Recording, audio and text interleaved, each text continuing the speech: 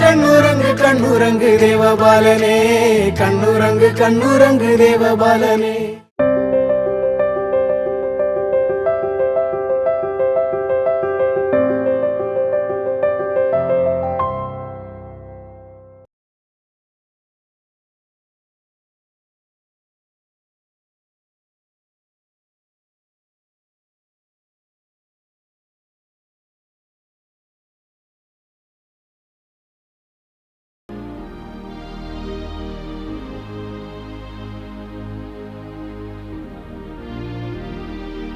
நிலையான புகழுக்குரிய தூய்மை மிகு நற்கருணைக்கு எல்லா காலமும்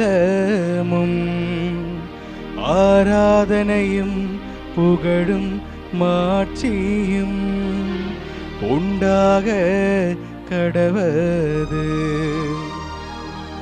நிலையான புகழுக்குரிய தூய்மை மிகு நற்கருணைக்கு எல்லா காலமும் ஆராதனையும் புகழும் மாட்சியும் உண்டாக கடவது.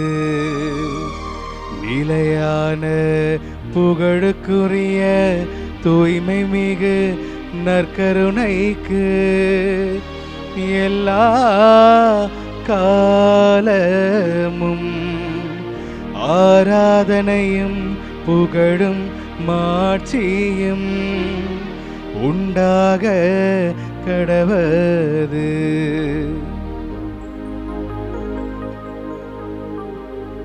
ஆண்டவருக்குள் பிரியமான அன்பு சகோதர சகோதரிகளே, திருவருகை காலத்தில் நம் ஆண்டவர் இயேசு கிறிஸ்துவனுடைய பிறப்பு பெருவிழாவை கொண்டாடுவதற்காக நம்மையே நாம் ஆயத்தப்படுத்தக்கூடிய இந்த வேளையில், இந்த நாட்களில் ஆண்டவர் அப்பத்தின் வடிவில் நம் மீது எழுந்தள்ளி இருக்கிறார், கடந்து வந்திருக்கிறார். நம்முடைய குடும்பங்களை ஆளுகை செய்யவும், நம்முடைய குடும்பங்களை தன்னுடைய வல்லமையினால் நிரப்பவும், நாம் எதிர்கொள்கிற எல்லா விதமான நெருக்கடிகள், வேதனைகள், பாடுகள், உபத்திரவங்கள் அனைத்திலும் நம்மோடு இருந்து நம்மை தப்புவித்து பெருமைப்படுத்துவதற்கும் ஆண்டவர் அப்பத்தின் வடிவில் எழுந்தள்ளி வந்திருக்கிறார். இதோ இந்த நாளில் ஆண்டவர் நமக்கு ஒரு உன்னதமான அழைப்பினை கொடுக்கிறார். அது என்ன அப்படின்னா, தாயின் கருவில் உருவாகும் முன்பே ஆண்டவர் நம்மை அழைத்திருக்கிறார்.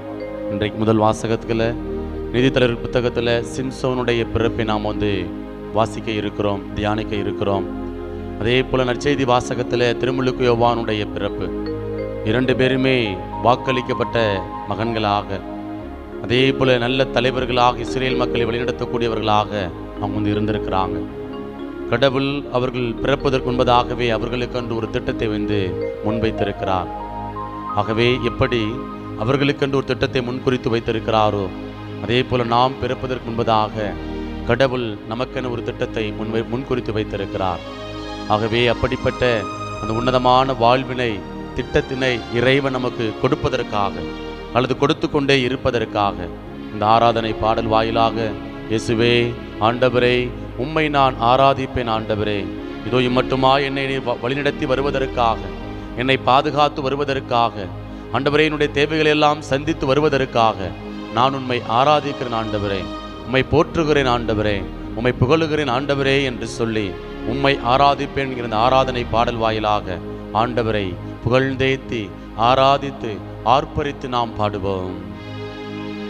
என் நாட்கள் முடியும் வரை, என் ஜீவன் பிரியும் வரை, என் சுவாசம் ஒழியும் வரை உம்மையே ஆராதிப்பே.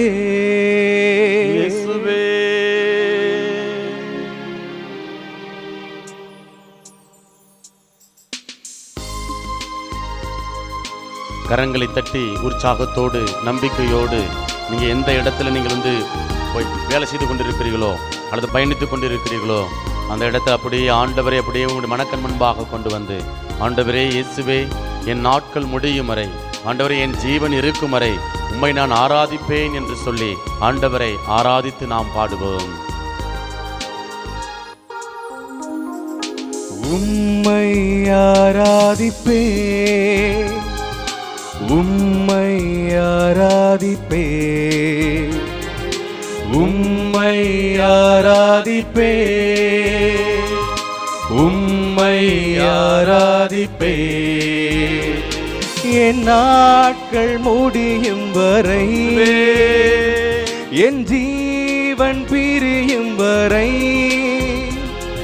என் சுவாசம் ஒழியும் வரை உம்மையே ஆராதிப்பே, உம்மையே ஆராதிப்பே. ஆம் ஆண்டவரே, தாயின் கருவில் உருவாகும் முன்பே நீர் எங்களை தெரிவு செய்திருக்கிறேன்.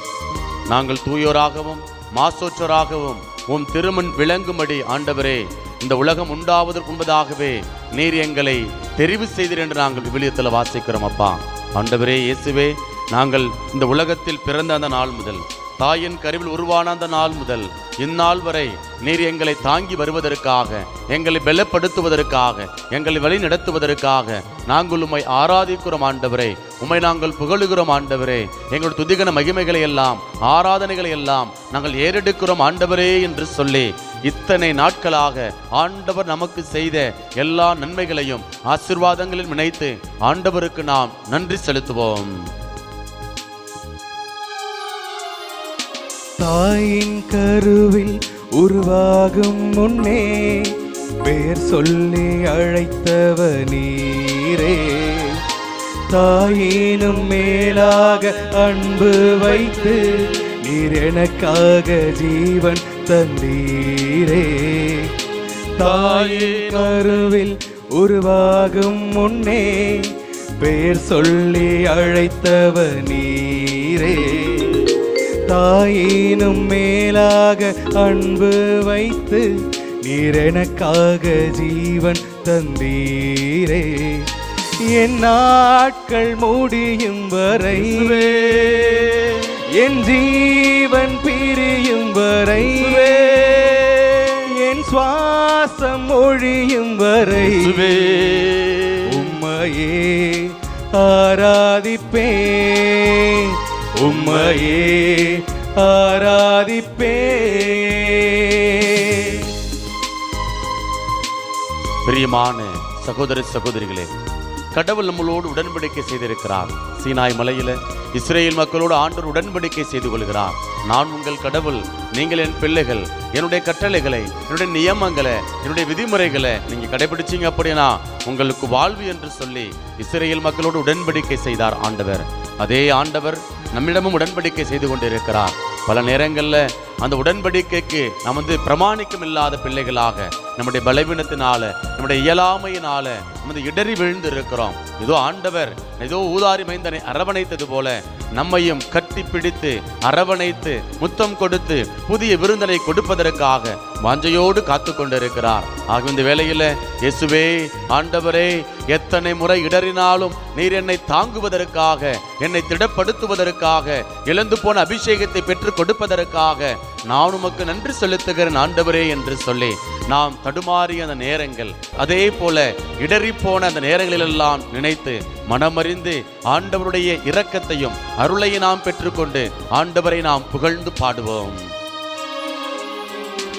எத்தனை முறை இடறினாலும் அத்தனையும் மன்னித்தீரே, நன்மையும் கிருபையும் தொடரச் செய்து என்னை மீண்டும் நடக்க வைத்தீரே.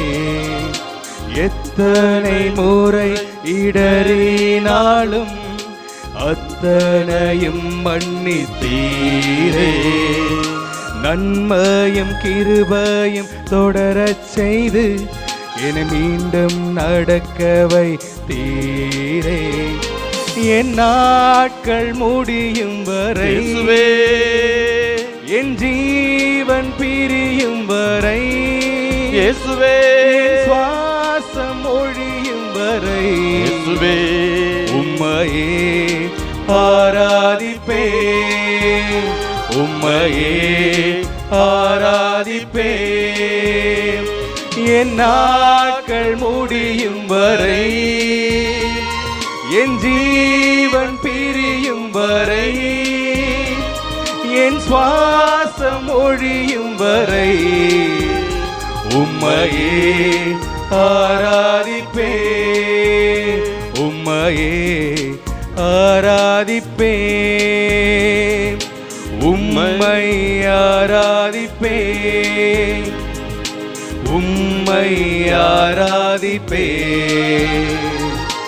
உம்மை ஆராதிப்பேன், உம்மை ஆராதிப்பேன், என் நாட்கள் முடியும் வரை, என் ஜீவன் பிரியும் வரை, என் சுவாசம் ஒழியும் வரை உம்மையே ஆராதிப்பேன், வல்லமையோடு உம்மையே ஆராதிப்பேன்.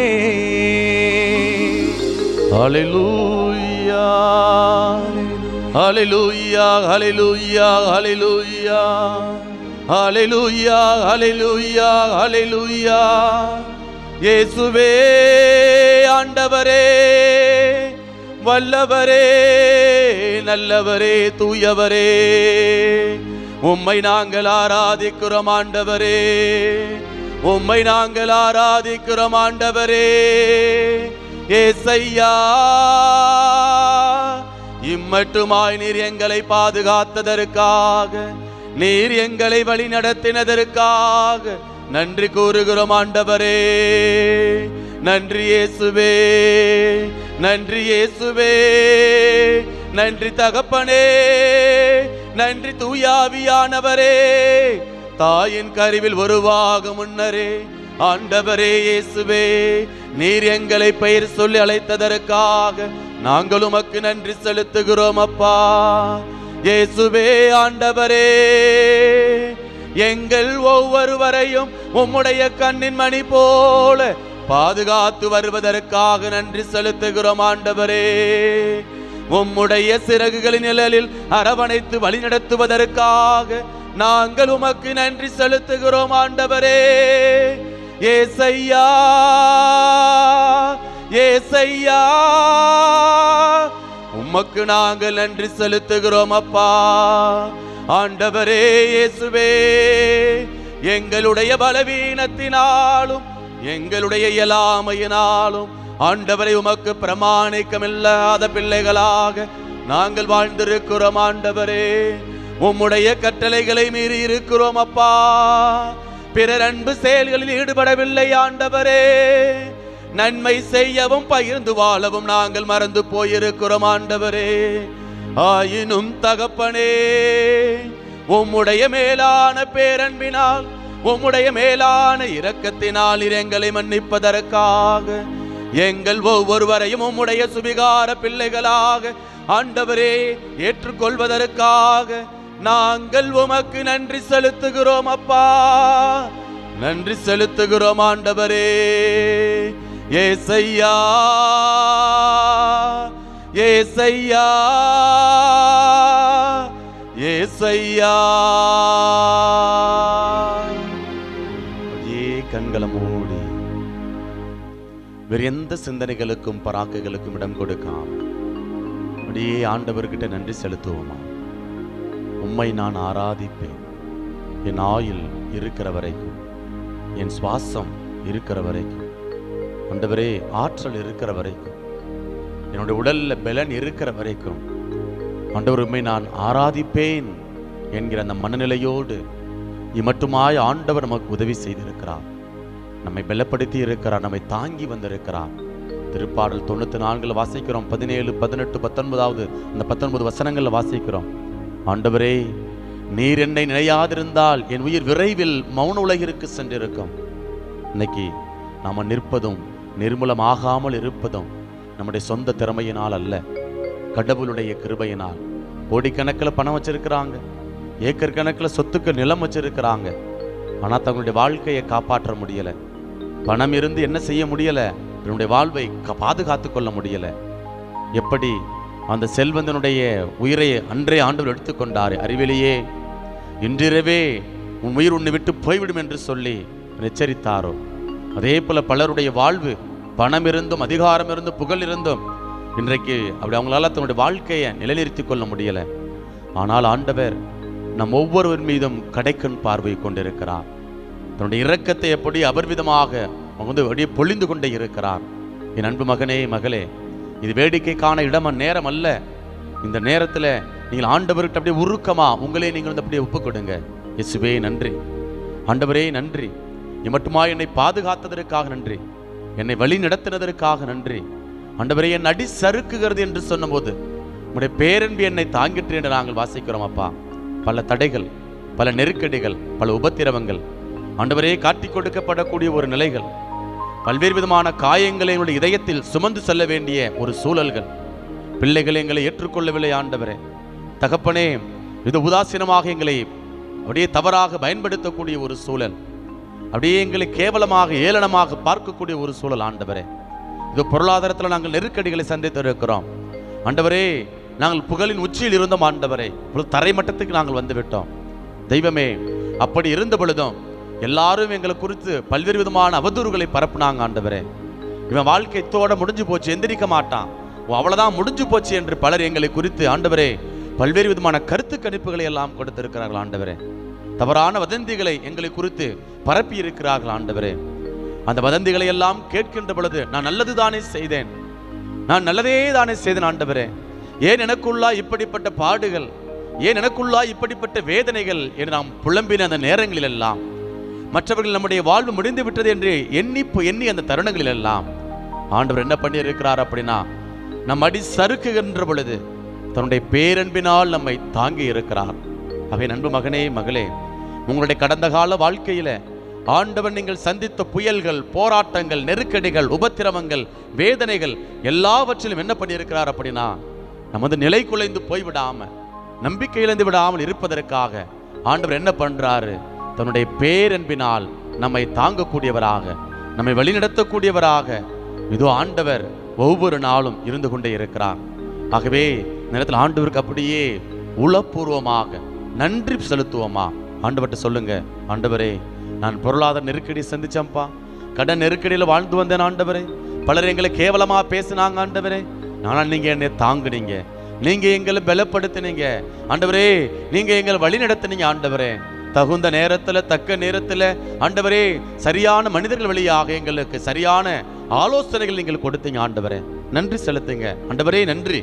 மனிதர்கள் வழியாக நீங்களோடு பேசினதற்காக நன்றி, உம்முடைய வார்த்தை வழியாக எங்களோடு பேசினதற்காக நன்றி ஆண்டவரே, உம்முடைய வார்த்தை வழியாக எங்களுக்கு தகுந்த ஆலோசனைகளை கொடுத்ததற்காக நன்றி ஆண்டவரே. இயேசுவே, பல்வேறு விதமான தடைகளில் இருந்து தடங்களில் இருந்து நீர் எங்களை விடுதலை கொடுத்ததற்காக, எங்களை தப்பிவித்து பெருமைப்படுத்தினதற்காக நாங்கள் உமக்கு நன்றி செலுத்துகிறோம் ஆண்டவரே என்று சொல்லி அடியே ஆண்டவருக்கு நன்றி செலுத்துவோமா?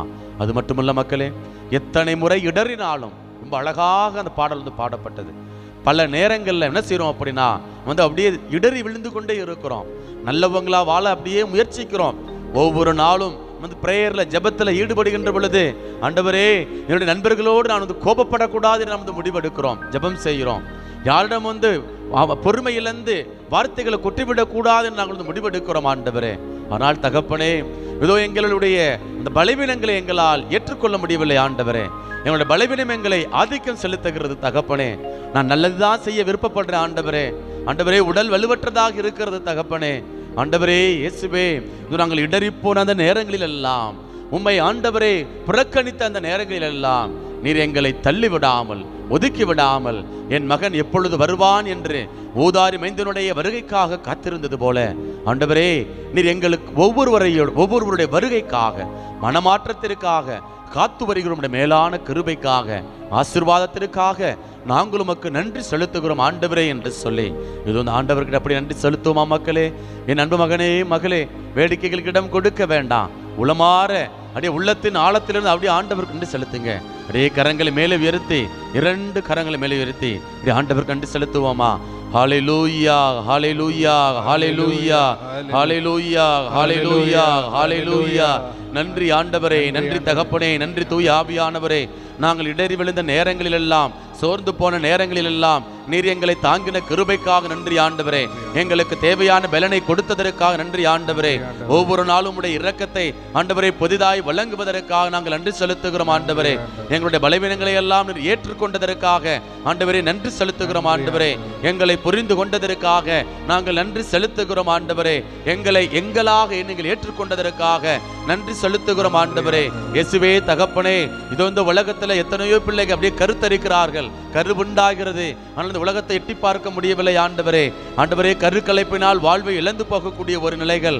ஆனால் அன்பு தகப்பனே, இது இத்தனை ஆண்டுகளாக எங்களுக்கு ஒரு வாழ்வை கொடுத்து, இந்த உடலை கொடுத்து, ஒரு ஜீவனை கொடுத்து, உயிர் மூச்சை எங்களுடைய நாசிகள் ஊதி ஆண்டவரே இயேசுவே, நீர் எங்களை இந்த உலகத்தில் வாழ்விக்கிற ஜீவிக்கிற உடைய மேலான கிருபைகளை நினைத்து ஆண்டவரே, பெயரோடு புகழோடு மாண்போடு மதிப்போடு வாழ வைக்கிற உடைய மேலான இரக்கத்தை நினைத்து நாங்கள் உமக்கு நன்றி செலுத்துகிறோம் ஆண்டவரே என்று சொல்லி அப்படியே ஆண்டவருக்கு நன்றி செலுத்துவோமா? ஹல்லேலூயா, ஹல்லேலூயா, ஹல்லேலூயா, ஹல்லேலூயா, ஹல்லேலூயா, ஹல்லேலூயா, ஹல்லேலூயா. அப்படியே இரண்டு கரங்கள் அப்படியே மார்பில் வைத்துக் கொண்டு கண்களை மூடி அப்படியே ஆண்டவர்கிட்ட அப்படியே ஒப்பு கொடுப்போமா? வேறு எந்த சிந்தனைகளுக்கும் பராக்குகளுக்கும் இடம் கொடுக்க வேண்டாம். என் அன்பு மகனே மகளே, ஆண்டவர்கிட்ட ஒப்பு கொடுங்க. எப்படி இன்றைக்கு முதல் வாசகத்தில் சிம்சோனுடைய பிறப்பு ஒரு வாக்களிக்கப்பட்ட ஒன்றாக இருக்கிறது, அதே போல திருமுழுக்கு யோவானுடைய பிறப்பு அங்கு வந்து வாக்களிக்கப்பட்ட ஒன்றாக இருக்கிறது, அதே போல நம்முடைய பிறப்பும் வாக்களிக்கப்பட்ட ஒன்றாக இருக்கிறது. அந்த துன்பத்தின் மத்தியில் பல நாள் கனவு, பல நாள் ஏக்கங்கள், அந்த ஏக்கங்கள் ஆண்டவர் என்ன பண்ணியிருக்கிறார் அப்படின்னா, சக்கரியாவுக்கும் எலிசபெத்துக்கும் வந்து அவர்கள் இணையாத நேரத்தில் வந்து ஆண்டவர் நிறைவேற்றி கொடுத்திருக்கிறார். ஆக இந்த நேரத்தில் ஆண்டவர்கிட்ட அப்படி ஒப்பு கொடுங்க. பல நேரங்கள் நமக்கு சலிப்பு தன்மை வரும், தளர்ந்து போகக்கூடிய சூழல் வரும். என்ன ஜெபம் பண்ணி நான் என்னத்தை கண்டேன், இதோ என் வாழ்க்கையில் நிம்மதி இல்லையே, என் வாழ்க்கையில் அப்படியே சந்தோஷம் இல்லையே, இதோ குடும்பத்தில் ஒரே பிரச்சனையாக இருக்குதே, என் கணவன் என்னை சரியாக புரிந்து கொள்ள மாட்டேங்கிறாரே, என் மனைவி என்னை சரியாக புரிந்து கொள்ள மாட்டேங்கிறாரே, இதோ எனக்கு குழந்தை பாக்கியம் இல்லையே, எத்தனை ஆண்டுகள் நான் ஜெபிப்பது, இது அண்ணாவினுடைய அழுகுரலுக்கு மன்றாட்டுக்கு செவி கொடுத்த கடவுள் ஏன் என்னுடைய கற்பப்பையை அடைத்து விட்டார் என்கிற அவநம்பிக்கையோடு வாழக்கூடிய ஒரு சூழலுக்கு நாம் வந்து தள்ளப்படுவோம். என் அன்பு மகனே மகளே, இது ஆண்டவர்கிட்ட அப்படியே ஒப்பு கொடுங்க. நாம் நினையாத நேரத்தில், எப்படி சக்கரியாவுக்கும் எலிசபெத்துக்கும் அவங்க நினையாத நேரத்தில், எதிர்பாராத நேரத்தில் ஆண்டவர் வந்து அவர்களுக்கு அவருடைய அந்த கருவை ஆசீர்வதிக்கிறாரோ, அந்த அவருடைய கற்பத்தடையை எல்லாவற்றையும் அப்புறப்படுத்துகிறாரோ, அதே போல நம்முடைய குடும்பத்தில் நீங்கள் சந்திக்கக்கூடிய எல்லா விதமான தடைகளிலும் இருந்தும் ஆண்டவர் என்ன பண்ணுவார் அப்படின்னா, உங்களுக்கு விடுதலை கொடுப்பார். சக்கரியாவுடைய மன்றாட்டுக்கு பதில் கொடுத்த தெய்வம் இதோ நம்முடைய விண்ணப்பங்களுக்கும் மன்றாட்டுகளுக்கும் என்ன செய்வார்? நிச்சயமாக வந்து பதில் கொடுப்பார். ஆகவே நாம் நினைப்பது போல கடவுள் நினைக்க மாட்டார். உங்களுடைய எண்ணங்கள் என்னுடைய எண்ணங்கள் போல அல்ல என்று ஆண்டவர் வந்து குறிப்பிடுகிறார். ஆகவே ஆண்டவர்கிட்ட அப்படி ஒப்பு கொடுப்போமா? ஏசப்பா, ஆண்டவரே, என் குடும்பத்தை நான் ஒப்பு கொடுக்கிறேன் ஆண்டவரே, என் பிள்ளைகளை நான் அர்ப்பணிக்கிறேன் ஆண்டவரே, இந்த அகில உலகத்தினுடைய கரத்திற்குள்ளாய் ஒப்பு கொடுக்கிறேன் ஆண்டவரே. இந்த உலகில் வாழ்கிற ஒவ்வொரு பிள்ளைகளும் ஆண்டவரே நம்பிக்கை இழந்து விடாமல், சோர்ந்து விடாமல் ஆண்டவரே ஒவ்வொரு நாளும் உம்முடைய பேரன்பை உணர்ந்து வாழக்கூடிய பிள்ளைகளாக வாழ தேவையான சூழலை இவர்களுக்கு உருவாக்கி கொடுத்துள்ளபடியாய் நாங்கள் ஜெபிக்கிறோம் ஆண்டவரே. அன்பு தகப்பனே, இதோ எங்கள் குடும்பத்தில் இருக்கக்கூடிய கடன் நெருக்கடிகள் மாற வேண்டும் ஆண்டவரே. ஆண்டவரே, பொல்லாப்புகள் விலக வேண்டும் ஆண்டவரே. பல்வேறு விதமான விமர்சனங்கள் எங்களை குறித்து வருகிறது ஆண்டவரே. என்ன குடும்பம் நடத்துறான், என்ன குடும்பம் இது, என்ன இப்படிப்பட்ட ரொம்ப கேவலமா மோசமான குடும்பமாக இருக்கிறது என்று சொல்லி ஆண்டவரே பலர் எங்களை குறித்து அப்படியே கேவலமாக ஒரு கிள்ளுக்கிறையாக பார்க்கக்கூடிய ஒரு சூழல் ஆண்டவரே. அன்பு தகப்பனே, இதோ அப்படிப்பட்ட நேரங்களை எல்லாம் நாங்கள் மனமுடைந்து போயிருக்கிறோம் ஆண்டவரே. ஏன் எங்களுக்கு இப்படிப்பட்ட ஒரு அவமானம் வருகிறது? ஏசப்பா, நாங்கள் வார வாரம் கோயிலுக்கு வர்றோமே, ஒவ்வொரு நாளும் இறை வார்த்தை வாசிக்கிறோமே, ஜெபமால சொல்றோமே, அப்புறம் ஏன் எங்களுக்கு இப்படிப்பட்ட துன்பம், ஏன் எங்களுக்கு இப்படிப்பட்ட அவமானம் என்கிற ஒரு விதமான கேள்வி நமக்குள்ளாய் எழலாம். ஆண்டவர்கிட்ட அப்படி ஒப்பு கொடுங்க மக்களே. அங்கு இன்றைக்கு நற்செய்தி வாசகத்துல சக்கரியா வந்து வானதூதர் சொன்ன பொழுது கேட்கல. அதனால என்ன பண்ணிட்டார் அப்படின்னா, கடவுள் அவரை வந்து அவருடைய வாய் பேசாத முடியாத அளவுக்கு அவங்க வந்து தண்டிக்கக்கூடிய ஒரு சூழல். ஆகவே இந்த நேரத்துல மட்டுமாய் வழி நடத்தின கடவுளுக்கிட்ட, இயேசுவே, ஆண்டவரே, நான் வீண் பெருமைகளுக்கு இடம் கொடுக்காம, மேட்டிமைத்தனத்துக்கு இடம் கொடுக்காம, ஆடம்பரத்துக்கு இடம் கொடுக்காம ஆண்டவர் உம்மீது அசைக்க முடியாத நம்பிக்கை கொண்டு வாழ எனக்கு தேவையான பெலனை ஆற்றலை தாரும் ஆண்டவரே என்று சொல்லி ஆண்டவற்றை நாம் ஒப்பு கொடுப்போம். உங்கள் பிள்ளைகளை குறித்த கவலையா? என் அன்பு மகனே மகளே, உங்கள் பிள்ளைகளுக்கென்று ஆண்டவர் வளமான திட்டத்தை வச்சிருக்கிறாரு, வளமான வாழ்க்கை கொடுக்கிறாரு. ஆண்டவர் தாமே உங்கள் பிள்ளைகளுக்கு கற்றுத் தருவார். ஆண்டவர் தாமே உங்கள் பிள்ளைகளுக்கு நிறைவை அளிப்பார் என்று சொல்லி நம்ம எசாயா புத்தகம் அதிகாரம் 54 நம்ம வாசிக்கின்றோம். ஆகவே இது ஆண்டவர் நம்முடைய பிள்ளைகளுக்கு கற்றுக் கொடுத்து கொண்டே இருக்கிறார். ஆகவே உங்கள் பிள்ளைகளை ஆண்டவர்கிட்ட அப்படியே ஒப்பு கொடுங்க. இயேசுவே, ஆண்டவரே, என் பிள்ளைகள் அப்படியே மந்த புத்தியோடு வாழ்றாங்கப்பா, என் பிள்ளைகள் அப்படியே ஞானத்தோடு வாழல ஆண்டவரே, ஒரு விதமான உலக சார்ந்த காரியங்கள்ல இப்படி வாழ்ந்து கொண்டே இருக்கிறார்கள் ஆண்டவரே. என் பிள்ளைகளுக்கு தகுந்த ஆலோசனைகளை தாரும் ஆண்டவரே. எங்களுடைய கடின உழைப்பை கண்ணோக்கும்படியாய் ஆண்டவரே அவர்களுக்கு தேவையான பொறுப்புணர்வை தாரும் ஆண்டவரே. நல்ல உடலுள்ள சுகத்தை அவர்களுக்கு தாரும் ஆண்டவரே. வளமான வாழ்வு அவர்களுக்கு கொடுத்துரும்படியாய் நாங்கள் ஜெபிக்கிறோம் ஆண்டவரே என்று சொல்லி பிள்ளைகளை எல்லாம் அப்படி ஒப்பு கொடுத்து, எசப்பா ஆண்டவரே, இது பிள்ளைகளை காணக்கூடிய ஆச்சரியம். எங்கள் பிள்ளைகள் எங்கள் குடும்பத்திற்கு நற்பெயரையும் புகழையும் பெற்றுக் கொடுக்கக்கூடிய பிள்ளைகளாக வாழ வேண்டிய அருளையும் ஆசிரியம் அவர்களுக்கு நிறைவாய் தரும்படியாக நம்ம ஒப்பு கொடுத்து நம்ம மன்றாடுவோம். இன்னும் உங்ககிட்ட யாரெல்லாம் ஜெப உதவி கேட்டாங்களோ, அக்கா அண்ணே எனக்காக ஜெபம் பண்ணிக்கங்க, என் வீட்டுக்காரர் ரொம்ப புற்றுநோயினால கஷ்டப்படுறாரு, என் வீட்டுக்காரர் ரொம்ப கிட்னி பிரச்சனையினால கஷ்டப்படுறாரு என்று சொல்லி பல்வேறு விதமான உடல் நோய்களை குறித்து உங்களிடம் பலர் ஜெப உதவி கேட்டிருக்கலாம். ஆகவே இந்த நேரத்தில் நம்முடைய அருங்குடை இல்லத்திற்கு ஆண்டவரே ஒவ்வொரு நாளும் வருகிற அலைபேசி வழியாக வருகிற ஜெப கருத்துக்களை நாம் ஒப்பு கொடுப்போம். கிட்னி பிரச்சனையினால நல்ல உடல் சுகம் கிடைக்காம, இருதய பிரச்சனையினால, அதே போல எலும்பு சம்பந்தமான பிரச்சனைகளினால, பல்வேறு விதமான உடல் நோயினால் பாதிக்கப்பட்டு ஒவ்வொரு நாளும் நிம்மதி இழந்து வாழக்கூடிய ஒவ்வொரு பிள்ளைகளையும் இந்த நேரத்தில் ஆண்டவருடைய கரத்திற்குள்ளாக ஒப்புக் கொடுப்போம். இதோ மருத்துவத்தை சந்திப்பதற்கு, மருத்துவ செலவுகளை எதிர்கொள்வதற்கு தேவையான பொருளாதார வசதி இல்லாம அப்படியே கைவிடப்பட்டவர்களாக, அப்படியே நாதியற்றவர்களாக கிடக்கக்கூடிய ஒவ்வொரு நோயாளிகளையும் இந்த நேரத்தில் அப்படியே ஆண்டவர்கிட்ட ஒப்புக் கொடுப்போம். இயேசுவே, ஆண்டவரே, உம்முடைய உருவிலும் சாயலிலும் படைத்த மக்கள் இதோ நாதியற்றவர்களாக, அநாதைகளாக, ஆதரவற்றவர்களாக கிடக்கக்கூடிய சூழலை நீர் கண்ணோக்கும்படியாய் நாங்கள் ஜெபிக்கிறோம் ஆண்டவரே. ஏசப்பா, உம்முடைய கடைக்கண் பார்வை இப்படிப்பட்ட பிள்ளைகளுக்கு கிடைக்கும்படியாய் நாங்கள் ஜெபிக்கிறோம் ஆண்டவரே. பிள்ளைகளுடைய உடல் சுகம் ஆண்டவரை பெறுவார்களாக, எல்லா விதமான நோயிலிருந்து ஒரு விடுதலை பெறும்படியாய் நாங்கள் ஜெபிக்கிறோம் ஆண்டவரே என்று சொல்லி அப்படியே ஒப்பு கொடுங்க மக்களே. ஆண்டவர்கிட்ட அப்படியே நம்பிக்கையோட கேளுங்க. நீங்கள் ஜெபிக்கின்ற பொழுது நம்பிக்கையோடு ஜெபிக்கிறப்ப பெற்றுக்கொண்டு விட்டீர்கள் என்கிற நம்பிக்கையோடு நாம் ஜெபிக்கின்ற பொழுது ஆண்டவர் என்ன பண்றார் அப்படின்னா நம்முடைய விண்ணப்பங்களுக்கெல்லாம் பதில் கொடுக்கக்கூடிய கடவுளாக இருக்கிறார். ஆகவே எல்லா விதமான விண்ணப்பங்கள், எல்லா விதமான தேவைகள், போராட்டங்கள், நீங்கள் சந்திக்கக்கூடிய நெருக்கடிகள் எல்லாவற்றையும் ஆண்டவர்கிட்ட ஒப்பு கொடுங்க. ஆண்டவர் நம்மீது கவலை கொண்டிருக்கக்கூடிய கடவுளாக, நம்முடைய கண்ணீரை எல்லாம் தோற்பைகளில் சேர்த்து வைக்கக்கூடிய கடவுளாக இருக்கிறார். அந்த ஆண்டவர்கிட்ட அப்படி ஒப்பு கொடுப்போமா மக்களே? அப்படியே கண்களை மூடி 2 கரங்களை மார்பில் வைத்துக்கொண்டு அப்படியே ஒப்பு கொடுத்து இயேசுவிட்ட அப்படியே அமைதியில ஒரு சில மணித்துளிகள் அமைதியில அப்படியே ஆண்டவர்கிட்ட நாம் மன்றாடுவோம்.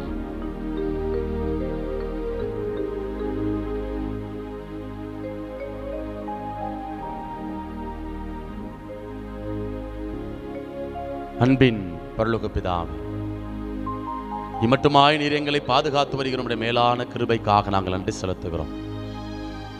எத்தனை முறை இடறினாலும் ஆண்டவரே நீர் எங்களை மன்னிப்பதற்காக, உடைய பேரிரக்கத்தை எங்களுக்கு கொடுப்பதற்காக நாங்கள் நன்றி செலுத்துகிறோம். நான் ஆண்டவரே படுத்திருக்கையில் உம்மை பற்றி நினைப்பேன், விழிப்புகள் உம்மை பற்றி ஆழ்ந்து சிந்திப்பேன் என்று நாங்கள் திருப்பாடல் 63 வாசிக்கிறோம். ஆண்டவரே, இது ஒவ்வொரு நாளும் உம் நினைப்பாகவே நாங்கள் வாழ வேண்டும். ஆண்டவரே, நீர் எங்களோடு இருக்கிறேன், எங்களை தாங்குகிறேன், எங்களை தப்புவித்து பெருமைப்படுத்துகிறேன் என்கிற உம்முடைய மேலான உடனிருப்பை உணர்ந்து கொள்ளக்கூடிய இந்த வாய்ப்பினை, ஆசீர்வாதமான சூழலை எங்களுக்கு நீ தருவதற்காய் நாங்கள் நன்றி செலுத்துகிறோம். ஆண்டவரே, இதோன்ற இன்றைய நாளில் பல்வேறு விதமான விண்ணப்பங்களோடு, ஜபங்களோடு, ஆண்டவரே ஏக்கங்களோடு உம்முடைய பிரசன்னத்திற்கு முன்பாக நாங்கள் மண்டியிட்டு ஜெபித்துக் கொண்டிருக்கிறோம். ஆண்டவரே, எங்கள் நம்பிக்கை வீண் போகாதபடி, ஆண்டவரே நாங்கள் வெறுமையாய் செல்லாதபடி, உம்முடைய வல்லமையினால் ஆவியினால் நிரப்பப்பட்ட பிள்ளைகளாக, உமக்கு சாட்சியம் பகரக்கூடிய பிள்ளைகளாக வாழ வேண்டிய அருளை ஆசிரை தருவதற்காய் நாங்கள் உமக்கு நன்றி செலுத்துகிறோம். ஆண்டவரே, இந்த நாளில் நாங்கள் மேற்கொள்கிற காரியங்கள், மேற்கொள்கிற பயணங்கள், ஆண்டவரே, எங்கள் குடும்பத்தினுடைய திட்டத்திற்காக, வளர்ச்சிக்காக நாங்கள் மேற்கொள்ளக்கூடிய எல்லா திட்டங்களையும் உம்முடைய கரத்திற்குள்ளாய் நாங்கள் ஒப்புக் கொடுக்கிறோம். ஆண்டவரே, எங்களுடைய கரங்களினால் செய்கின்ற காரியங்கள் 30 மடங்கு 60 மடங்கு அல்ல, மாறாக 100 மடங்கு பலன் கொடுக்க வேண்டும். ஆண்டவரே தெய்வமே, எங்களுடைய கரங்களை ஆசீர்வதியும், புனிதப்படுத்தும். ஆண்டவரே, எங்களுடைய கரங்கள் உம்முடைய கரமாக மாற வேண்டும். ஆண்டவரே தெய்வமே, நீர் எங்களுக்கென்று குறித்து வைத்திருக்கக்கூடிய திட்டங்களை நாங்கள் அறிந்து கொள்ள, எங்களுக்கு தேவையான ஆவியானவருடைய ஞானத்தை, வல்லமையை தருவதற்காய் நாங்கள் நன்றி செலுத்துகிறோம். ஆண்டவரே, உமக்கு உகந்த பிள்ளைகளாக நாங்கள் வாழ வேண்டும். ஆண்டவரே, சாட்சியம் பகரக்கூடிய பிள்ளைகளாக நாங்கள் வாழ வேண்டும். ஆண்டவரே, இதை எங்கள் வீடு முழுவதும் உடைய பிரசன்னம் அசைவாடட்டும். அப்பா, எந்த விதமான தீங்கும், பொல்லாப்பும், விபத்தும், ஆபத்தும் எங்களையும் குடும்பத்தாரையும், ஆண்டவரே, எங்களை சுற்றி இருக்கக்கூடிய எல்லா பிள்ளைகளையும் தாக்காதபடி உடைய தூதர்களை கொண்டு காத்து வழிநடத்த வேண்டுமென எங்கள் ஆண்டவரும் மீட்பெருமான இயேசுவின் நாமத்தில் ஒப்புக் கொடுக்கிறோம். எங்கள் ஜெபம் கேளும் நல்ல தகப்பனே. ஆமென்.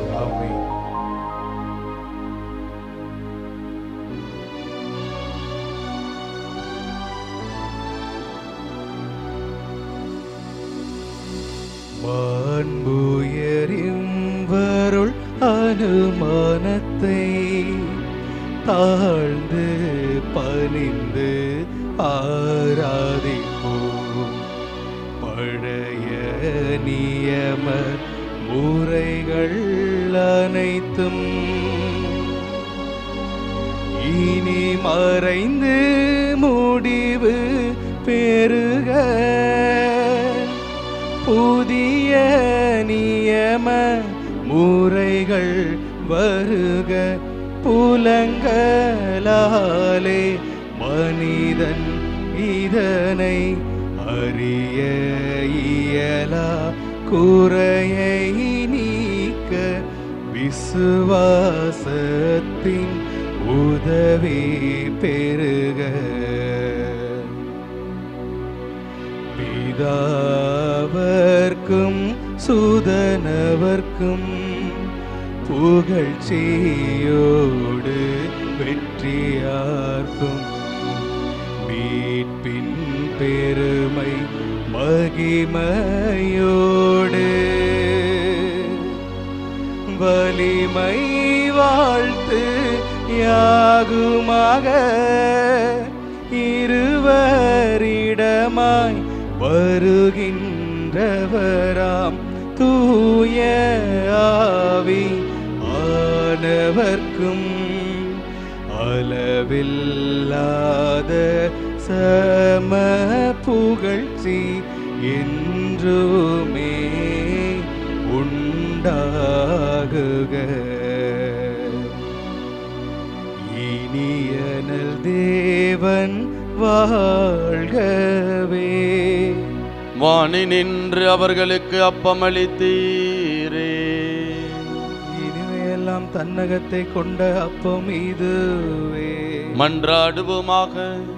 இறைவா, இந்த வியப்புக்குரிய அருள் அடையாளத்திலே உம்முடைய பாடுகளின் நினைவை எங்களுக்கு விட்டு சென்றே.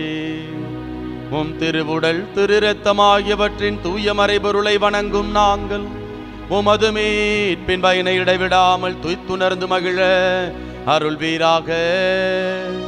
தந்தையாகிய இறைவனோடு தூயாவியாரின் ஒன்றைப்பில் இறைவனாய் என்றென்றும் வாழ்ந்து ஆட்சி செய்கின்ற உம்மை மன்றாடுகின்றோம்.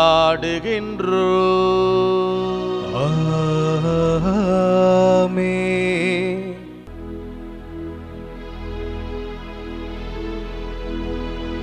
வல்லவரே, உம்மை ஆராதிப்பே. நல்லவரே, உம்மை ஆராதிப்பே. பரிசுத்தரே, உம்மை ஆராதிப்பே. பணிந்து குனிந்து ஆராதிப்பே.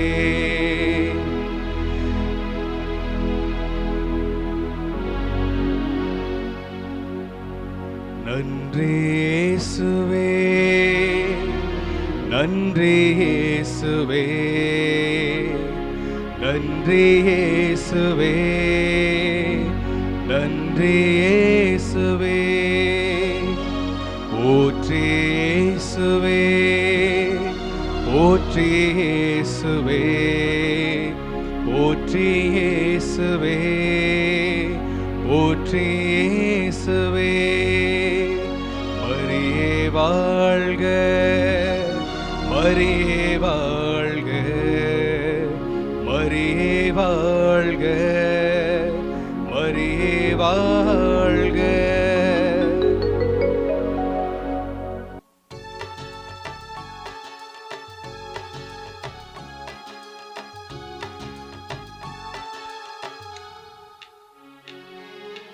பகை சூழும் இதயத்தின் சுவரை எல்லாம் என் பாசத்தால் தகர்க்கின்ற வரம் கேட்கின்றேன். புகை சூழ்ந்து இருள் வாழும் மனதில் எல்லாம், புகை சூழ்ந்து இருள் வாழும் மனதில் எல்லாம் உன் பெயர் சொல்லி ஒளியேற்ற உனை கேட்கின்றேன். வரம் கேட்டு வருகின்றேன் இறைவா, என் குரல் கேட்டு அருள்வாயோ தலைவா. வரம் கேட்டு வருகின்றேன் இறைவா, என் குரல் கேட்டு அருள்வாயோ தலைவா. தந்தை மகன் தூயாவியாரின் பெயராலே ஆமென். நம் ஆண்டவராகிய இயேசு கிறிஸ்துவின் அருளும் கடவுளின் அன்பும் தூயாவியாரின் நட்புறவும் உங்கள் அனைவரோடும் இருப்பதாக. உம் ஆன்மாவோடும் இருப்பதாக. ஆண்டவருக்குள் பிரியமான சகோதர சகோதரிகளே, உங்களுடைய எண்ணங்கள் என் எண்ணங்கள் போல் அல்ல என்று நம்ம ஆண்டவர் நமக்கு கற்றுக் கொடுக்கிறார். பல நேரங்களில் நாம் நினைக்கக்கூடிய நேரத்தில் கடவுள் நமக்கு பதில் கொடுக்கணும், நம்முடைய விண்ணப்பங்களை எல்லாம் நிறைவேற்றணும் என்று என்ன பண்ணுறோம் அப்படின்னா நாம் முடிவெடுக்கிறோம். கடவுளுக்கு நிபந்தனை கொடுக்கக்கூடிய பிள்ளைகளாக இருக்கிறோம். ஆனால் ஆண்டவர் இன்றைக்கு வாசிக்க இருக்கக்கூடிய முதல் வாசகம் மற்றும் நற்செய்தி வாசகத்தின் வழியாக ஒரு உன்னதமான சிந்தனையை சொல்கிறார். என்ன அப்படின்னா, நீங்கள் நினையாத நேரத்தில், எதிர்பாராத நேரத்தில், நாட்களில் நான் என்ன உங்களை தடுத்தாட்கொள்வேன், உங்கள் வாழ்க்கையில் நான் குறுக்கீடு செய்வேன். அதனால் கவலைப்படாதீங்க, உங்களுக்கென்று நான் வகுத்திருக்கக்கூடிய அந்த வளமான வாழ்க்கையை நீங்கள் இறக்கிறதுக்குள்ளே அதை நான் நிறைவேற்றி கொடுப்பேன் என்று ஆண்டவர் இன்றைய நாளில் வாக்குறுதி கொடுக்கிறார். அதனால் இந்த திருப்பலியில் பல நேரங்கள் நாம் நம்முடைய விண்ணப்பங்கள் ஜெபங்கள் கேட்கப்படலை அப்படின்னா நம்ம சோர்ந்து போயிடுறோம், ஜெபம் செய்வதை அப்படியே நிறுத்தி கொள்கின்றோம். அப்படிப்பட்ட அந்த தவறான செயல்களில் இருந்து, தவறான எண்ணங்களில் இருந்து விடுபட்டு ஆண்டவர் நமக்கு வாக்குறுதியை கொடுத்திருக்கிறார்.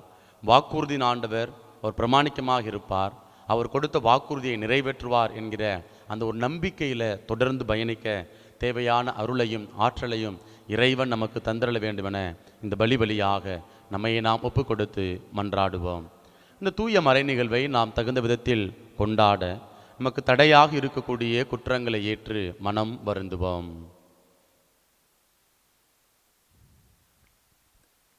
எல்லாம் வல்ல இறைவனிடமும் சகோதர சகோதரிகளே, உங்களிடமும் நான் பாவியென ஏற்றுக்கொள்கிறேன். ஏனெனில் என் சிந்தனையாலும் சொல்லாலும் செயலாலும் கடமையில் தவிர்தையாலும் பாவங்கள் பல செய்தேன். என் பாவமே, என் பாவமே, என் பெரும் பாவமே.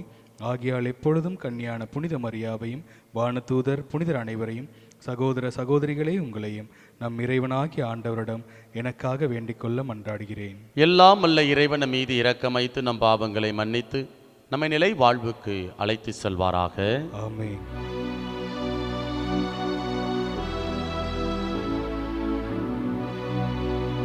என் பிதாவே, என்னை மன்னியும். என் பிதாவே, என்னை மன்னியும். இயேசுவே, என்னை ரட்சியும். இயேசுவே, என்னை ரட்சியும். ஆவியானவரே, என்னை பலப்படுத்தும். ஆவியானவரே, என்னை பலப்படுத்தும். மன்றாடுவோமாக. இறைவா, புனித கன்னையின் மகப்பேறு வழியாக உமது மாட்சியின் பேரொளியை உலகுக்கு வெளிப்படுத்த திருவுளமானீரே. அதனால் மனிதரான இவ்வியத்தகு மறை நிகழ்வை முழுமையான நம்பிக்கையோடு தொழுது இறை பற்றுதலுடன் என்றும் கொண்டாட எங்களுக்கு அருள் புரிவீராக. உம்மோடு தூயாவியாரின் ஒன்றிப்பில் இறைவனாய் என்றென்றும் வாழ்ந்து ஆட்சி செய்கின்ற எங்கள் ஆண்டவரும் உம் திருமகனுமாகிய இயேசு கிறிஸ்து வழியாக உம்மை மன்றாடுகின்றோம்.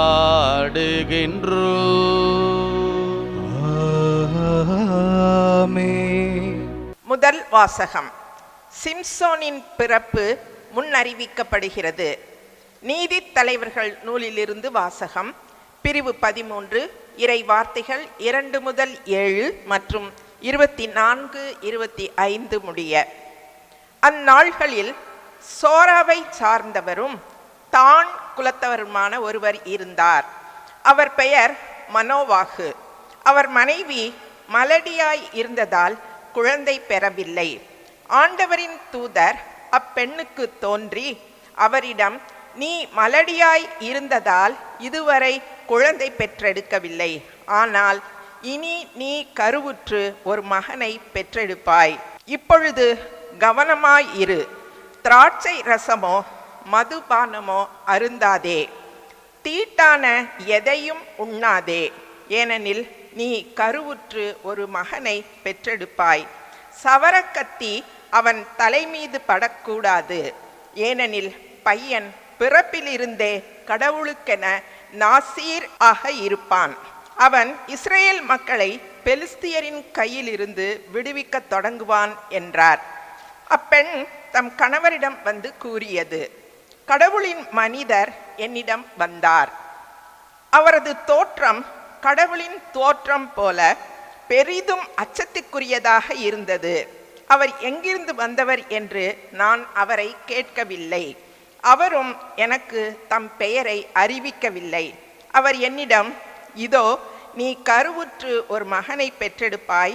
ஆகவே நீ திராட்சை ரசமோ மதுபானமோ அருந்தாதே. தீட்டான எதையும் உண்ணாதே. ஏனெனில் பையன் பிறந்த நாள் முதல் இறக்கும் நாள் வரை கடவுளுக்கென நாசீராக இருப்பான் என்றார். அப்பெண் ஒரு மகனை பெற்றெடுத்து அவனுக்கு சிம்சோன் என பெயரிட்டார். பையன் வளர்ந்து பெரியவனானான். ஆண்டவர் அவனுக்கு ஆசி வழங்கினார். சோராவுக்கும் எசுத்தாவேலுக்கும் இடையே அவன் இருக்கும் போதுதான் ஆண்டவரின் ஆவி அவனை தூண்டத் தொடங்கியது.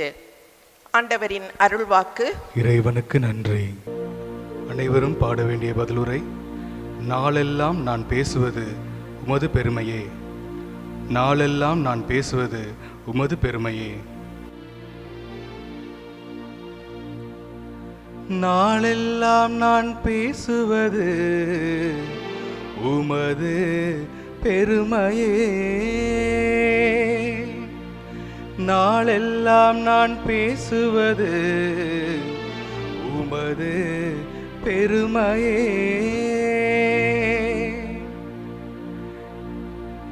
என் அடைக்கல பாறையாக நீர் இருந்தருளும்.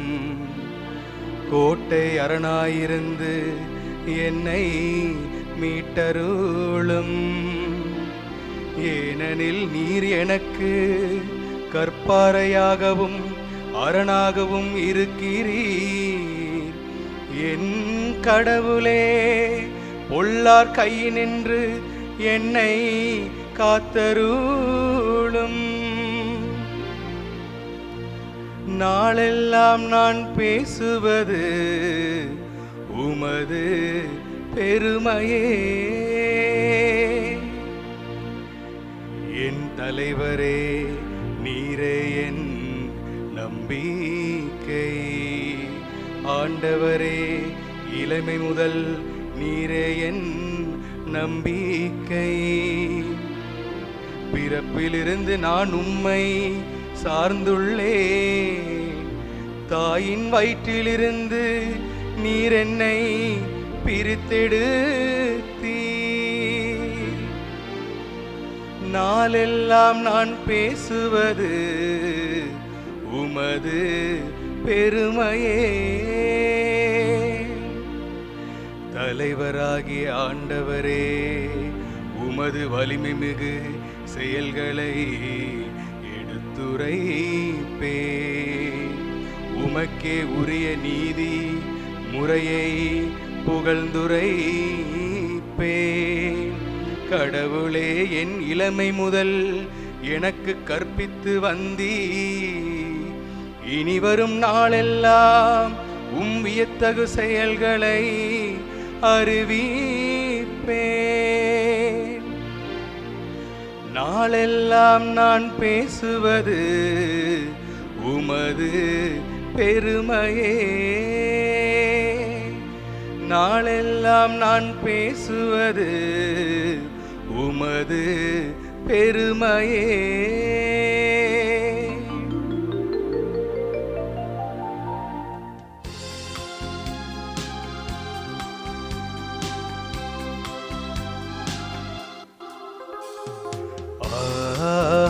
Alleluia, Alleluia, Alleluia, Alleluia, Alleluia, Alleluia, Alleluia, Alleluia. ஈசாயின் குலக்கொழுந்தே, மக்களுக்கு ஓர் அருஞ்சின்னமே, எம்மை மீட்க எழுந்தருளும், தாமதம் செய்யாதேயும். அல்லேலூயா, அல்லேலூயா, அல்லேலூயா, அல்லேலூயா, அல்லேலூயா, அல்லேலூயா, அல்லேலூயா. ஆண்டவர் உங்களோடு இருப்பாராக. உம் ஆன்மாவோடும் இருப்பாராக. லூக்கா எழுதிய தூய நற்செய்தியிலிருந்து வாசகம். ஆண்டவரே, மாட்சி உமக்கே. லூக்கா நற்செய்தி அதிகாரம் 1, இறை வார்த்தைகள் 5 முதல் 25 வரை. யூதேயா நாட்டில் ஏரோது அரசனாக இருந்த காலத்தில் அபியா வகுப்பை சேர்ந்த செக்கரியா என்னும் பெயர் கொண்ட குரு ஒருவர் இருந்தார். அவர் மனைவி ஆரோனின் வழிவந்தவர். அவர் பெயர் எலிசபெத்து. அவர்கள் இருவரும் கடவுள் பார்வையில் நேர்மையானவர்களாய் விளங்கினார்கள். ஆண்டவருடைய அனைத்து கட்டளைகளுக்கும் ஒழுங்குகளுக்கும் ஏற்ப குற்றமற்றவர்களாய் நடந்து வந்தார்கள். அவர்களுக்கு பிள்ளை இல்லை, ஏனெனில் எலிசபெத்து கருவுற இயலாதவராய் இருந்தார். மேலும் அவர்கள் வயது முதிர்ந்தவர்களாயும் இருந்தார்கள். தம்முடைய பிரிவின் முறை வந்தபோது செக்கரியா கடவுள் திருமுன் குருத்துவப் பணி ஆற்றி வந்தார். குருத்துவப் பணி மரபுக்கு ஏற்ப ஆண்டவரின் திருக்கோவிலுக்குள் சென்று தூபம் காட்டுவது யாரென்று அறிய சீட்டுக்குலுக்கி போட்டபோது அது செக்கரியா பெயருக்கு விழுந்தது. அவர் தூபம் காட்டுகிற வேளையில் மக்கள் கூட்டத்தினர் அனைவரும் வெளியே இறைவனிடம் வேண்டிக் கொண்டிருந்தனர். அப்பொழுது ஆண்டவருடைய தூதர் ஒருவர் தூபபீடத்தின் வலப்பக்கத்தில் நின்றவாறு அவருக்கு தோன்றினார். அவரை கண்டு செக்கரியா அச்சமுற்று கலங்கினார். வானதூதர் அவரை நோக்கி, செக்கரியா, அஞ்சாதீர், உமது மன்றாட்டு கேட்கப்பட்டது. உம் மனைவி எலிசபெத்து உமக்கு ஒரு மகனை பெற்றெடுப்பார். அவருக்கு யோவான் என பெயரிடுவீர். நீர் மகிழ்ந்து பேருவகை கொள்வீர். அவரது பிறப்பால் பலரும் மகிழ்ச்சியடைவர். அவர் ஆண்டவர் பார்வையில் பெரியவராய் இருப்பார். திராட்சை மதுவோ வேறு எந்த மதுவோ அருந்த மாட்டார். தாய் வயிற்றிலிருக்கும் போதே தூய் ஆவியால் முற்றிலும் ஆட்கொள்ளப்படுவார். அவர் இஸ்ரேல் மக்களுள் பலரை தம் கடவுளாகி ஆண்டவரிடம் திரும்பி வரச் செய்வார். எலியாவின் உளப்பாங்கையும் வல்லமையும் உடையவராய் அவருக்கு முன் செல்வார். தந்தையரும் மக்களும் உளம் ஒத்துப்போக செய்வார். நேர்மையாளர்களின் மனநிலையை கீழ்ப்படியாதவர்கள் பெற செய்வார். இவ்வாறு ஆண்டவருக்கு ஏற்புடைய ஒரு மக்களினத்தை ஆயத்தம் செய்வார் என்றார். செக்கரியா வானதூதரிடம், இது நடைபெறும் என எனக்கு எப்படி தெரியும்? நான் வயதானவன், அதுபோல் என் மனைவியும் வயது முதிர்ந்தவராயிற்றே என்றார். அதற்கு வானதூதர் அவரிடம், நான் கபிரியேல், கடவுளின் திருமுன் நிற்பவன், உம்மோடு பேசவும் இந்த நற்செய்தியை உமக்கு அறிவிக்கவும் அனுப்பப்பட்டேன். இதோ பாரும், உரிய காலத்தில் நிறைவேற இருக்கும் என்னுடைய வார்த்தைகளை நீர் நம்பவில்லை. ஆதலால் அவை நிறைவேறும் வரை நீர் பேச்சற்றவராயிருப்பீர். உம்மால் பேசவே இயலாது என்றார். மக்கள் செக்கரியாவுக்காக காத்திருந்தனர். திருக்கோவிலில் அவர் காலம் தாழ்த்துவதை குறித்து அவர்கள் வியப்படைந்தார்கள். அவர் வெளியே வந்தபோது அவர்களிடம் பேச முடியாமல் இருந்தார். ஆதலால் அவர் திருக்கோவிலில் ஏதோ காட்சி கண்டிருக்க வேண்டும் என அவர்கள் உணர்ந்து கொண்டார்கள். அவர் அவர்களிடம் சைகைகள் வாயிலாக உரையாடி வந்தார். பேச்சற்றே இருந்தார். அவருடைய திருப்பணி காலம் முடிந்ததும் அவர் வீடு திரும்பினார். அதற்கு பின்பு அவர் மனைவி எலிசபெத்து கருவுற்று 5 மாதம் அளவும் பிறர் கண்ணில் படாதிருந்தார். மக்களுக்குள் எனக்கிருந்த இகழ்ச்சியை நீக்க ஆண்டவர் என் மீது அருள் கூர்ந்து இந்நாளில் இவ்வாறு செய்தருளினார் என்று தமக்குள் சொல்லிக் கொண்டார். ஆண்டவரின் அருள்வாக்கு. கிறிஸ்துவே உமக்கு புகழ். ஆண்டவருக்குள் பிரியமான அன்பு சகோதர சகோதரிகளே, நம்முடைய அன்றாட வாழ்க்கையில் நிறைய நல்லவர்கள் வாழ்ந்து கொண்டு இருக்கிறாங்க. நம்முடைய சமூகத்தில் இயங்கி கொண்டு இருக்கிறார்கள். ஒரு சில பேர் என்கிட்ட குறிப்பாக அருங்குடை இல்லத்துக்கு ஜபத்துக்கு வருகின்ற பொழுது என்னை பார்த்து சொல்லுவாங்க, ஃபாதர், நான் எந்த பெரிய அளவுக்கு எந்த தப்பும் பண்ணதில்லை ஃபாதர். முடிஞ்ச அளவுக்கு நான் நேர்மையாக இருந்திருக்கிறேன், உண்மையாக இருந்திருக்கிறேன். அதே போல் நிறைய நல்ல காரியங்களை நான் செய்திருக்கிறேன். ஆனால் கடவுள் ஏன் என் குடும்பத்தில் இப்படிப்பட்ட ஒரு குறையை கொடுத்துருக்கிறாருன்னு தெரியலை ஃபாதர். ரொம்ப கஷ்டமாக இருக்குது ஃபாதர். பாருங்கள், எனக்கு குழந்தை பாக்கியம் இல்லை. ஆனால் நானும் என் மனைவியும் அப்படியே கோயிலாக நாங்கள் கோயிலுக்குள்ளே நாங்கள் பணி செஞ்சு கிடக்கிறோம். கடவுளுக்கென்றே ஊழியம் செய்கிறோம். எங்களுக்கு குழந்தை பாக்கியம் கிடைக்கல ஃபாதர். ரொம்ப வருத்தமாக இருக்குது ஃபாதர். என் வீட்டுக்கார் அவ்வளவு பக்தியாக இருப்பார் ஃபாதர், நம்பிக்கையுடையவராக இருப்பார் ஃபாதர். ஆனால் திடீர்னு விபத்தில் இறந்துட்டாங்க. இப்போ நாங்கள் அப்படியே நட்டாற்றல் அப்படியே நாங்கள் கைவிடப்பட்டவர்களை போல நாங்கள் இருக்கிறோம் ஃபாதர். ஏன் என் வீட்டுக்காரை என் கடவுள் இவ்வளவு சீக்கிரம் எடுத்துக்கணும் அப்படின்னு சொல்லி என்ன பண்ணுவாங்க அப்படின்னா, ஒவ்வொருவரும் அவங்க வாழ்க்கையில் சந்திக்கக்கூடிய அந்த எதிர்மறையான அனுபவங்களை குறித்து கடவுள் எங்களை தண்டிக்கிறாரு. ஏன் எங்களுக்கு இவ்வளவு துன்பம்? நாங்கள் உண்மையாக தானே இருந்தோம், நாங்கள் நேர்மையாக தானே இருந்தோம், அப்புறம் இப்படிப்பட்ட வேதனைகளும் உபத்திரவங்களும் அப்படின்னு சொல்லி என்ன பண்ணுவாங்க அப்படின்னா, அப்படியே புலம்பக்கூடிய அழக்கூடிய ஒரு சூழல். அப்படி எனக்கு நிறைய அனுபவங்கள் நம்ம அருங்குடை இல்லத்தில் எனக்கு ஏற்பட்டு இருக்கிறது. இதே ஒரு சிந்தனையை தான் இன்றைக்கு வாசிக்கப்பட்ட நற்செய்தி வாசகத்தில் நாம் பார்க்கிறோம். பாருங்கள், இன்றைக்கு சக்கரியாவும் எலிசபெத்தும் ரொம்ப அழகாக விவிலியம் அவர்களுக்கு குறித்து சொல்கிறது. லூக்கா நற்செய்தி அதிகாரம் 1 இறை வார்த்தை 6 நாம் பார்க்கிறோம். என்ன அப்படின்னா, அவர்கள் இருவரும் கடவுள் பார்வையில் நேர்மையானவர்களாய் விளங்கினார்கள். ஆண்டவருடைய அனைத்து கட்டளைகளுக்கும் ஒழுங்குகளுக்கும் ஏற்ப குற்றமற்றவர்களாய் நடந்து வந்தார்கள். அப்போ பாருங்க, கடவுள் பார்வையில் நேர்மையானவங்களாக இருக்கிறாங்க. கடவுளுடைய கட்டளைக்கு என்ன செய்கிறாங்க அப்படின்னா, கட்டளைக்கு ஏற்ப ஒழுங்குகளுக்கு ஏற்ப அவங்க குற்றமற்றவர்களாய் வாழ்ந்து வர்றாங்க. அப்புறம் ஏன் கடவுள் அவங்கள தண்டிக்கணும்? அவங்களுக்கு ஏன் குழந்தை பாக்கியம் கொடுக்காமல் இருக்கணும்? அதே போல் அவங்களுக்கு ஏன் கடவுள் சக்கரியா பேச முடியாதவராக ஒரு குறிப்பிட்ட நாட்களுக்கு என்ன பண்ணுறாரு அப்படின்னா தண்டிக்கக்கூடிய ஒரு நிலை. இந்த கேள்வியெல்லாம் நிச்சயமாக நமக்கு எழும். இந்த கேள்விக்கான பதிலை இன்றைய நற்செய்தியினுடைய தொடர்ச்சியில் நாம் பார்க்கிறோம். என்ன அப்படின்னா, அவருடைய ரொம்ப அழகா அதாவது வானதூதர் என்ன சொல்றாரு அப்படின்னா, கடவுள்கிட்ட அதாவது சக்கரியா கிட்ட இப்படியாக சொல்றார். அதாவது உன்னுடைய ஜெபம் கேட்கப்பட்டு விட்டது. சரிங்களா? அப்ப ஆண்டவர் என்ன பண்ணி இருக்கிறாரு, அவருடைய விண்ணப்பத்துக்கு பதில் கொடுத்திருக்கிறார். அப்போ ஏதோ ஒரு சூழலில் ஏதோ ஒரு நேரத்தில் சக்கரியா வந்து என்ன பண்ணியிருக்கிறார் அப்படின்னா பல விண்ணப்பங்களுக்காக வந்து ஜெபம் பண்ணியிருக்கலாம்.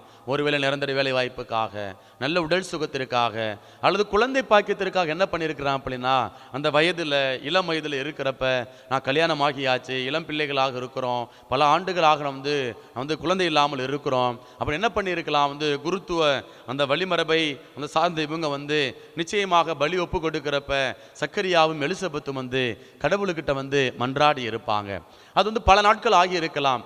இப்போ வந்து சக்கரியாவும் எலிசபெத்தும் என்ன செஞ்சிருக்கலாம் அப்படின்னா வயது முதிர்ந்தாயிருச்சு, இனிமேல் நமக்கு வந்து குழந்தை பிறக்க வாய்ப்பு இல்லை. இப்போ உதாரணமாக இன்றைக்கு வந்து உடல் அளவில் நம்ம வந்து பார்க்குறோம் 45 வயதுக்கு அப்புறம் பெண்களால் வந்து அந்த மெனோபஸ் அந்த இதை அடைஞ்சிட்டாங்க அப்படின்னா அதுக்கப்புறம் மருத்துவ கூறு ஆய்வுகள் நமக்கு வந்து சொல்லுகிறது என்ன, குழந்தை இனிமேல் அந்த மெனோபஸ் பீரியட் வந்து முடிஞ்சிருச்சு அப்படின்னா வந்துருச்சு அப்படின்னா அதுக்கப்புறம் வந்து பெண்களால் வந்து குழந்தை பெற்றெடுப்பது என்பது சாத்தியமில்லாத ஒன்று. அப்படி என்ன பண்ணுறாங்க அப்படின்னா மருத்துவ ஆய்வுகள் நமக்கு வந்து சொல்கிறது. அப்போது நிறைய நாட்கள் வந்து சக்கரியாவும் எலிசபெத்தும் ஆண்டவர்கிட்ட வேண்டி இருக்கலாம். ஒருவேளை உடல் அவங்க தளர்ந்து போயிருக்கலாம். அந்த உடலில் ஏற்படக்கூடிய மருத்துவ கூற்றின்படி ஆய்வின்படி ஒரு 45 வயது அல்லது 50 வயதுக்கு அப்புறம் என்ன செஞ்சிருக்கலாம் அப்படின்னா அந்த மெனோபஸ் வந்திருக்கலாம், நின்று இருக்கலாம். அதுக்கப்புறம் குழந்தை பெற்றெடுக்க முடியாத ஒரு சூழல் வந்து அவன் வந்து உணர்ந்திருக்கலாம். அதெல்லாம் என்ன பண்ணியிருக்கலாம், இந்த சக்கரியாவும் எலிசபெத்தும் ஜெபம் செய்யாமல், அதாவது ஜெபம் செய்யாமல்னா அதாவது குழந்தை பாக்கியம் இனிமேல் கடவுள் கொடுக்க மாட்டார், ஏன்னா உடலில் அதற்கான தகுதி இல்லை, அந்த தகுதி உடல் வந்து இழந்து விட்டது, வயதாகி விட்டது என்று என்ன செஞ்சிருக்கலாம் அப்படின்னா இந்த காரியத்திற்காக குழந்தை பாக்கியத்திற்காக வந்து ஜெபம் பண்ணாமல் இருந்திருக்கலாம். ஆனால் எப்போ பண்ண ஒரு விண்ணப்பத்திற்கு காலம் கணிந்து என்ன பண்றாரு அப்படின்னா கடவுள் வந்து அவர்களுடைய விண்ணப்பங்களுக்கு மன்றாட்டுகளுக்கு வந்து பதில் கொடுக்கக்கூடிய கடவுளாக ஆண்டவர் வந்து இருக்கிறாரு. இப்போ இந்த நேரத்தில் நமக்கு வந்து ஒரு நெருடல் நமக்கு வந்து ஏற்படும், நெருக்கடி ஏற்படும், நம்பிக்கை இழப்பு நமக்கு வந்து ஏற்படும். நம்முடைய அன்றாட வாழ்க்கையில் எனக்கு ஒரு 2 மாதத்துக்குள்ளே ஒரு 5 லட்ச ரூபா பணம் தேவைப்படுது, அல்லது 2 மாதத்துக்குள்ளே என் பிள்ளைக்கு கல்யாணம் வச்சுருக்கிறேன், அந்த நகை வாங்கணும், கல்யாண காரியங்கள் எடுத்து நடத்தணும், எனக்கு போதிய பணம் இல்லை, அப்போ எனக்கு ஆண்டவரே எனக்கு பணம் தாங்க ஆண்டவரே அப்படின்னு சொல்லி என்ன செஞ்சுருக்கலாம் அப்படின்னா வந்து ஜெபம் பண்ணி இருக்கலாம். இப்போ இந்த 2 மாதத்துக்குள்ளே நமக்கு வந்து போதிய பணம் வராமல் இருந்திருக்கலாம். போதிய பணம் கிடைக்காததுனால அந்த நேரத்தில் உங்களுடைய பிள்ளைகளுடைய திருமணம் வந்து ஒருவேளை நின்று போயிருக்கலாம். இப்போ நாம் என்ன பண்ணுவோம் அப்படின்னா சோர்ந்து போயிருப்போம், நம்பிக்கை இழந்து போயிருப்போம். கடவுளையா என் குடும்பத்தை இப்படி தண்டிக்கிறாரு அப்படி என்ன பண்ணியிருப்போம் அப்படின்னா மனமுடைந்து அப்படியே கடவுளை வந்து அப்படியே குற்றம் சொல்லக்கூடிய ஒரு மனநிலை வந்து வாழ்ந்துருப்போம். ஒரு கல்யாணம் நின்று போச்சு, ஏற்கனவே நிச்சயம் பண்ண நின்று போச்சு, இனிமேல் எனக்கு என் மகளுக்கும் என் மகனுக்கும் யார் பொண்ணு கொடுப்பா, ஏன்னா அப்படி என்ன பண்ணுவோம் அப்படின்னா விரக்தியில் நம்ம வந்து ஜெபம் செய்யாமல் கடவுளிடத்தில் வந்து முறைப்பாடுகளை மேற்கொள்ளக்கூடிய பிள்ளைகளாக நம்ம வந்து இருப்போம். இப்படிப்பட்ட ஒரு மனநிலை நிச்சயமாக வந்து வயதாயிருச்சுப்பா இனிமேல் ஜெபம் பண்ணி குழந்தை பிறக்க போகுதா என்கிற ஒரு மனநிலையில் நிச்சயமாக வந்து சக்கரியாவும் எலிசபெத்தும் வந்து இருப்பாங்க.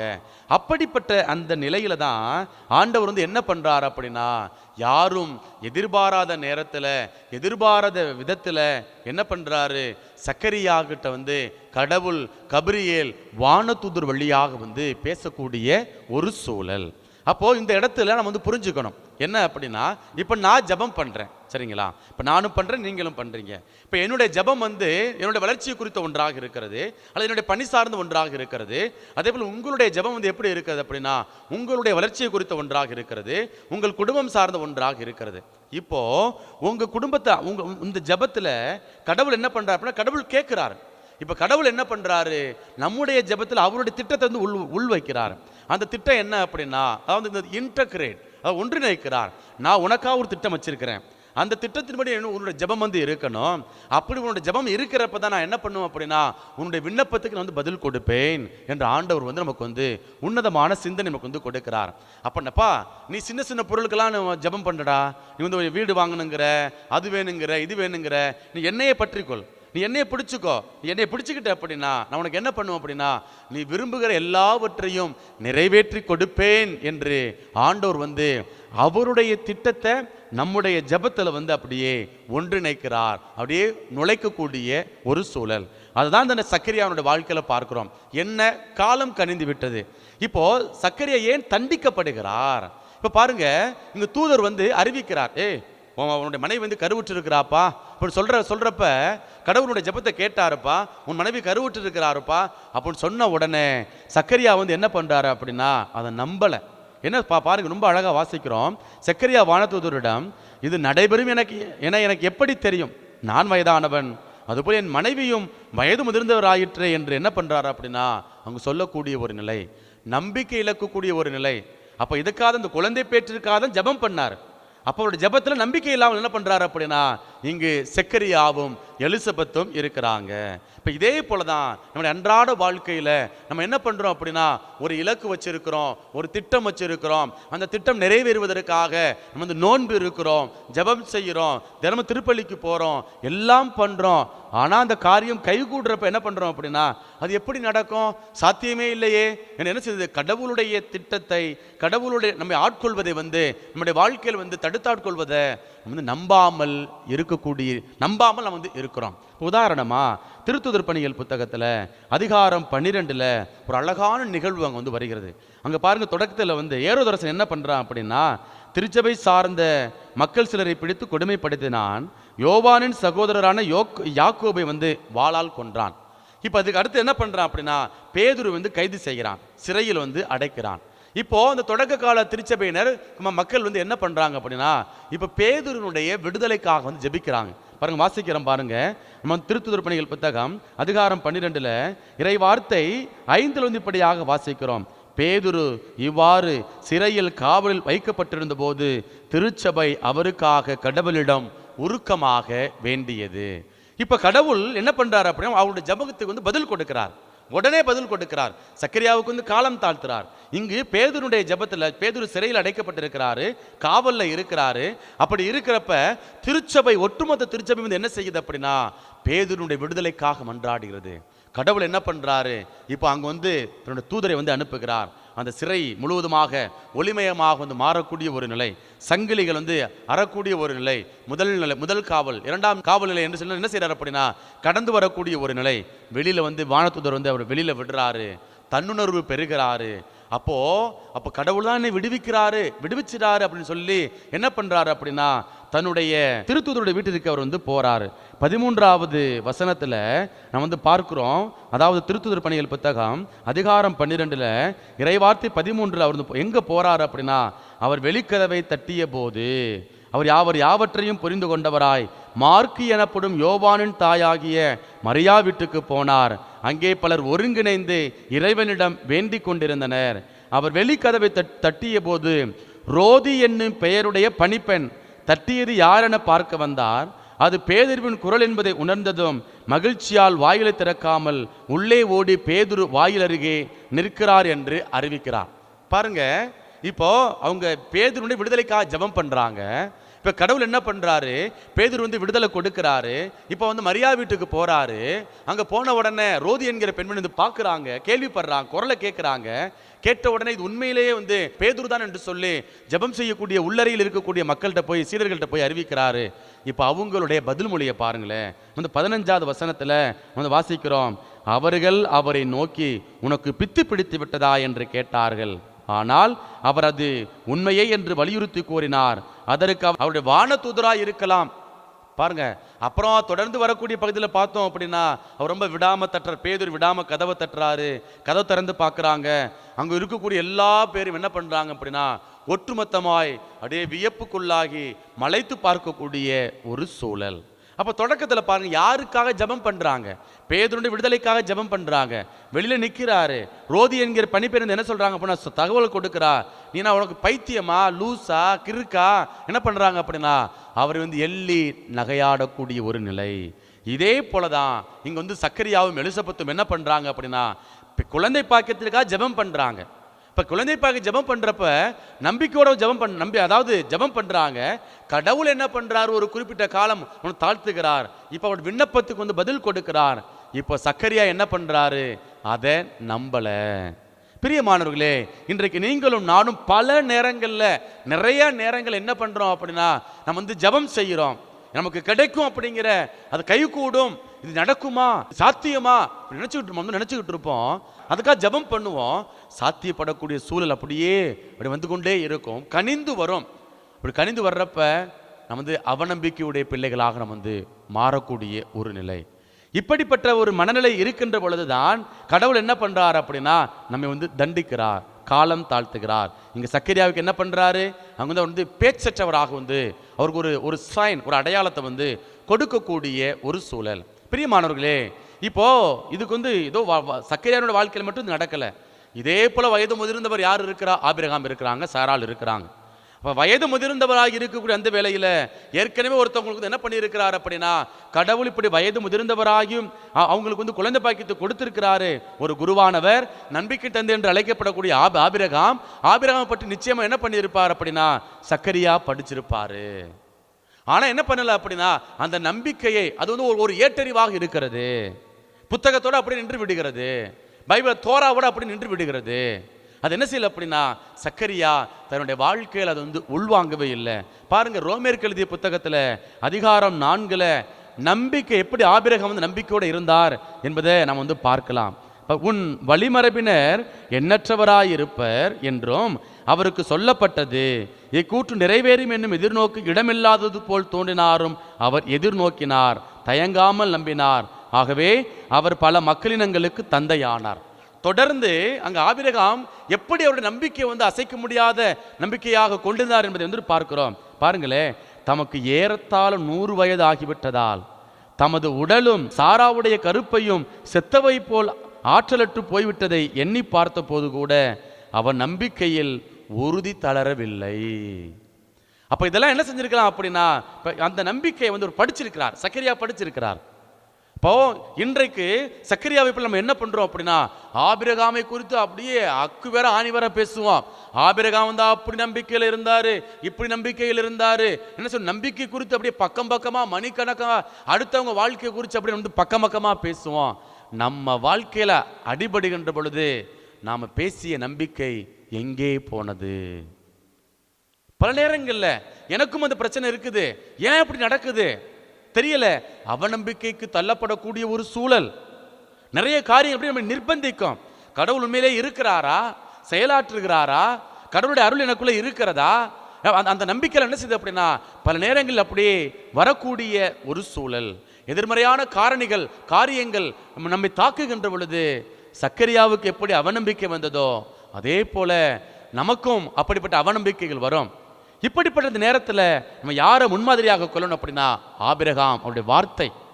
வயது முதிர்ந்தது, சாராவுடைய கற்பப்பை செத்தது போல ஆற்றலற்று போய்விட்டது.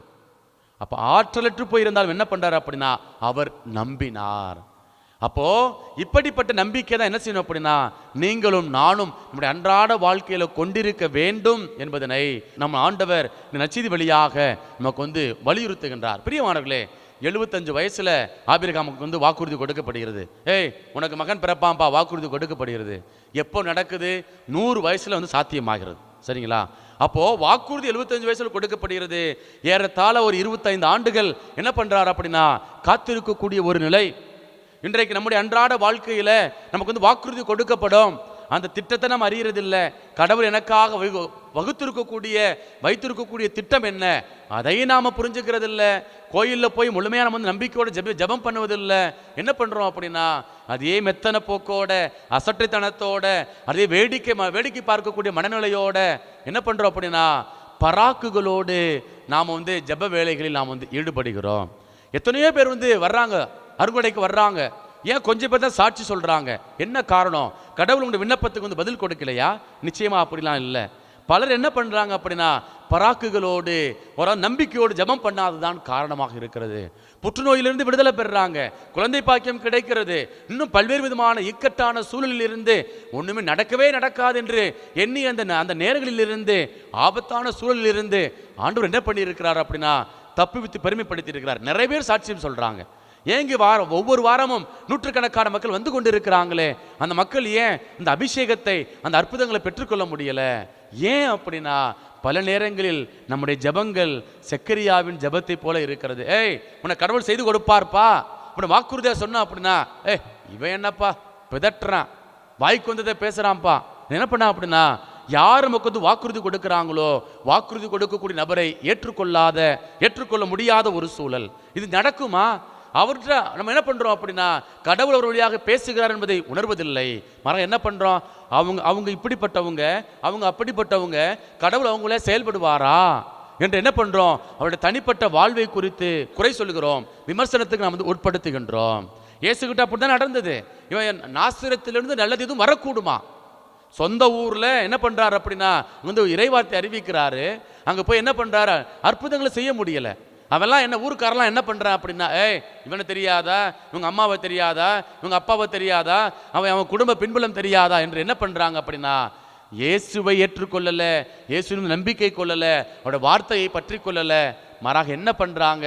அவருடைய குடும்ப பின்புலத்தை பார்க்கிறார்கள். பிரியமானவர்களே, இன்றும் கடவுள் நம்முடைய விண்ணப்பங்களுக்கு பதில் கொடுத்து கொண்டே இருக்கிறார். அப்ப நாம அசட்டுத்தனத்தோட என்ன பண்றோம் அப்படின்னா, சக்கரியாவை போல நம்முடைய ஜெப வாழ்க்கையில ஈடுபடுகின்றோம். பிரியமானவர்களே, அப்படிப்பட்ட மனநிலைகளை கலைந்து நம்ம ஆண்டவர் இயேசு கிறிஸ்து சொன்னது போல இந்த கடுகளவு நம்பிக்கை, அந்த நம்பிக்கை நம்மகிட்ட இருக்கிறப்ப, அந்த நம்பிக்கை அசைக்க முடியாதது போல அசைக்க முடியாத அளவுக்கு இருக்கின்ற பொழுது நிறைய அற்புதமான காரியங்களை ஆண்டவர் நம்முடைய வாழ்க்கையில செய்வார். சக்கரியாவுடைய மன்றாட்டுக்கு ஆண்டவர் பதில் கொடுத்தார், நம்முடைய மன்றாட்டுகளுக்கும் ஆண்டவர் பதில் கொடுப்பார். ஆகவே சோர்ந்து போக வேண்டாம். நானும் சக்கரியாவை போல நல்லவன் தான், நேர்மையாக நடக்கிறேன், கோயிலுக்கு போறேன், எல்லாம் செய்கிறேன், ஏன் என் வாழ்க்கையில பிரச்சனை? கொஞ்சம் நம்முடைய ஆன்மீக வாழ்வை, நம்பிக்கை வாழ்வை சீர்தூக்கி பார்ப்போம். ஆண்டவருடைய அருளையும் இரக்கத்தையும் மன்றாடுவோம். நம்பிக்கையோடு இந்த திருப்பலியில் எப்பொழுதெல்லாம் பங்கெடுக்கிறோமோ, எப்பொழுதெல்லாம் ஜெபிக்கிறோமோ, பெற்றுக்கொண்டு விட்டேன் என்கிற அந்த நம்பிக்கையோடு ஜெபிப்போம். அப்படி ஜெபிக்கிறப்ப ஆண்டவர் நம்முடைய விண்ணப்பங்களுக்கு பதில் கொடுப்பார், நிறைவேற்றுவார், வளமான வாழ்வை தருவார். அப்படிப்பட்ட அருளையும் இரக்கத்தையும் வேண்டி தொடர்ந்து இந்த பலியில நம்மை நாம் அர்ப்பணித்து மன்றாடுவோம்.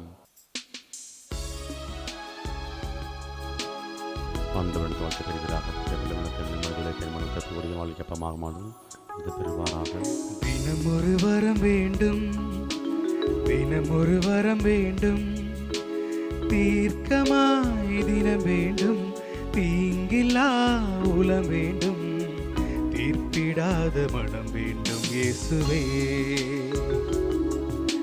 தினம் ஒரு வரம் வேண்டும், தீர்க்கமாய் தினம் வேண்டும், தீங்கில்லா உலம் வேண்டும், தீர்ப்பிடாத மனம் வேண்டும் இயேசுவே.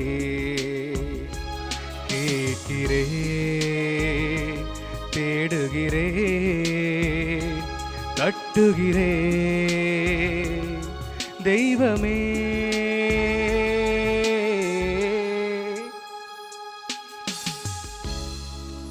சகோதரே சகோதரிகளே, என்னுடையதும் உங்களுடையதுமான இப்பலி எல்லாம் அல்ல தந்தையாகி இறைவனுக்கு ஏற்றதாகும்படி மன்றாடுங்கள். ஆண்டவர் தம் திருப்பேரின் புகழ்ச்சிக்காகவும் மாட்சிக்காகவும் நமது நன்மைக்காகவும் புனித திரு அனைத்து நலனுக்காகவும் உமது கையிலிருந்து இப்பலி ஏற்றுக்கொள்வாராக. ஆண்டவரே, உம் பீடங்களில் நாங்கள் வைக்கும் காணிக்கைகளை கனிவுடன் கண்ணோக்கி அருளவும்மை வேண்டுகின்றோம். இவ்வாறு வலுவற்ற நாங்கள் கொண்டு வருவது உமது ஆற்றலால் புனிதம் அடைவதாக. எங்கள் ஆண்டவராகிய இயேசு கிறிஸ்து வழியாக உம்மை மன்றாடுகின்றோம்.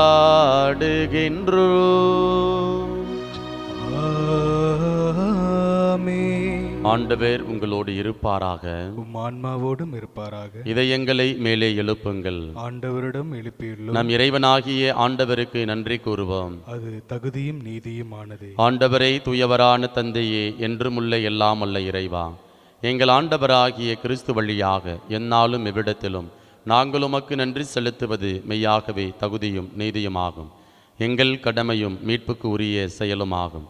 இறைவாக்கினர் அனைவரின் திருவுரைகள் கிறிஸ்துவை முன்னறிவித்தன. சொல்லற்கரிய அன்புடன் கன்னித்தாய் அவரை தம் திருவயிற்றில் தாங்கினார். அவர் வரவிருக்கின்றார் என யோவான் அறிவித்தார். வந்தபின் அவரை சுட்டி காட்டினார். நாங்கள் விழிப்போடு வேண்டுவதையும் அக்களிப்போடு தமது புகழ் பாடுவதையும் அவர் காணும் பொருட்டு தமது பிறப்பின் மறைபொருளை முன்னரே மகிழ்வுடன் எதிர்பார்த்திருக்க எமக்கு அருளினார். ஆகவே வானதூதர் முதன்மை வானதூதரோடும் அரியணையில் அமர்வோர் தலைமை தாங்குவோரோடும் வான் படைகளின் அணிகள் அனைத்தோடும் சேர்ந்து நாங்கள் உமது மாட்சியை புகழ்ந்து முடிவின்றி சொல்வதாவது: தூயவர் தூயவர் தூயவர், வான் படைகளின் கடவுளாம் ஆண்டவர், விண்ணகமும் மண்ணகமும் உமது மாட்சியால் நிறைந்துள்ளன. உன்னதங்களிலே ஒசன்னா, ஆண்டவர் பேரால் வருகிறவர் ஆசீர் பெற்றவர், உன்னதங்களிலே ஒசன்னா. ஆண்டவரே, நீர் மெய்யாகவே தூயவர், தூய்மை அனைத்துக்கும் ஊற்று. ஆகவே உம்முடைய ஆவியை பொழிந்து இக்காணிக்கைகளை தூய்மைப்படுத்த உம்மை வேண்டுகின்றோம். இவ்வாறு எங்கள் ஆண்டவர் இயேசு கிறிஸ்துவின் உடலும் இரத்தமுமாக எங்களுக்கு இவை மாறுவனவாக. அவர் பாடுபட உளம் கனிந்து தம்மை கையளித்த போது அப்பத்தை எடுத்து நன்றி செலுத்தி அதை பிட்டு தாம் சீடர்களுக்கு அளித்து கூறியதாவது: அனைவரும் இதிலிருந்து பெற்று உண்ணுங்கள், ஏனெனில் இது உங்களுக்காக கையளிக்கப்படும் என் உடல்.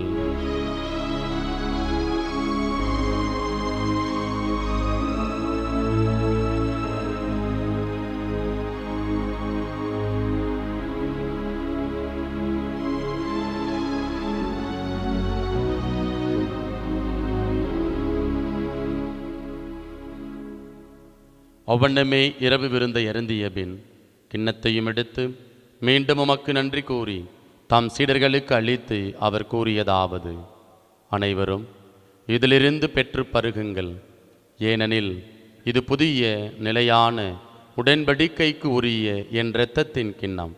இது பாவ மன்னிப்புக்கென்று உங்களுக்காகவும் பலருக்காகவும் சிந்தப்படும். இதை என் நினைவாக செய்யுங்கள்.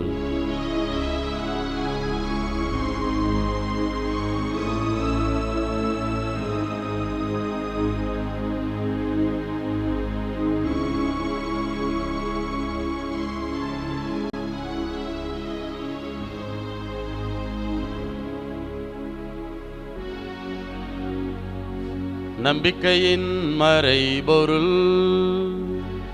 ஆண்டவரே, நீ வருமளவும் உமது இறப்பினை அறிக்கையிடுகின்றோ, உமது உயிர்ப்பினையும் எடுத்துரைக்கின்றோ.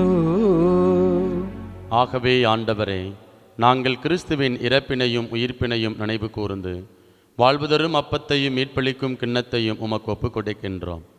உம் திருமுன் நின்று உமக்கு ஊழியம் புரிய தகுந்தவர்கள் என எங்களை ஏற்றுக்கொண்டீர். எனவே உமக்கு நன்றி செலுத்துகின்றோம். மேலும் கிறிஸ்துவின் உடலிலும் இரத்தத்திலும் பங்கு கொள்ளும் எங்களை தூயாவியார் ஒன்று சேர்க்க வேண்டுமென உம்மை தாழ்மையுடன் மன்றாடுகின்றோம். ஆண்டவரே, உலகெங்கும் பரவியிருக்கும் அது திரு அவையை நினைவு கூர்ந்தருளும். எங்கள் திருத்தந்தை லியோ, எங்கள் ஆயர் ஆரோக்கியராய், எல்லா திருநிலையினர் ஆகிய அனைவரோடும் முது திரு அவை அன்பில் நிறைவு பெறச் செய்தருளும். உயிர்த்தெழும் எதிர்நோக்குடன் துயில் கொள்ளும் எங்கள் சகோதரர் சகோதரிகளையும் இறந்தோர் அனைவரையும் இரக்கத்துடன் நினைவு கூர்ந்து உமது திருமுக ஒளியினுள் ஏற்றருளும். எங்கள் அனைவர் மீதும் இரக்கமாயிரும். கடவுளின் கன்னித்தாயான புனித மரியா, அவருடைய கணவரான புனித யோசேப்பு, புனித திருத்தூதர்கள், இவ்வுலகிலும் அக்குகந்தவராய் இருந்தோர் ஆகிய புனிதர் அனைவருடனும் நாங்கள் நிலை வாழ்வில் பங்கு கொள்ளும் தகுதி பெற்று உம் திருமகன் இயேசு கிறிஸ்து வழியாக உம்மை புகழ்ந்தேத்தும் மரம் அருள உம்மை மன்றாடுகின்றோம்.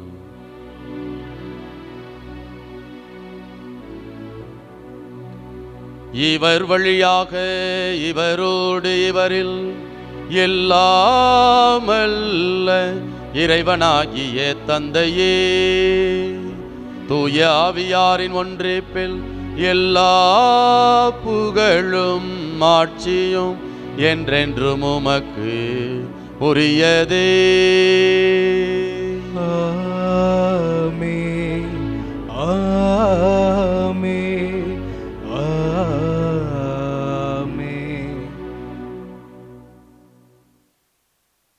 மீட்பரின் கட்டளையால் கற்பிக்கப்பட்டு இறை படிப்பினையால் பயிற்சி பெற்ற நாம் துணிந்து சொல்வோம்: விண்ணுலகில் இருக்கிற எங்கள் தந்தையே, உமது பெயர் தூயது என போற்ற பெறுக.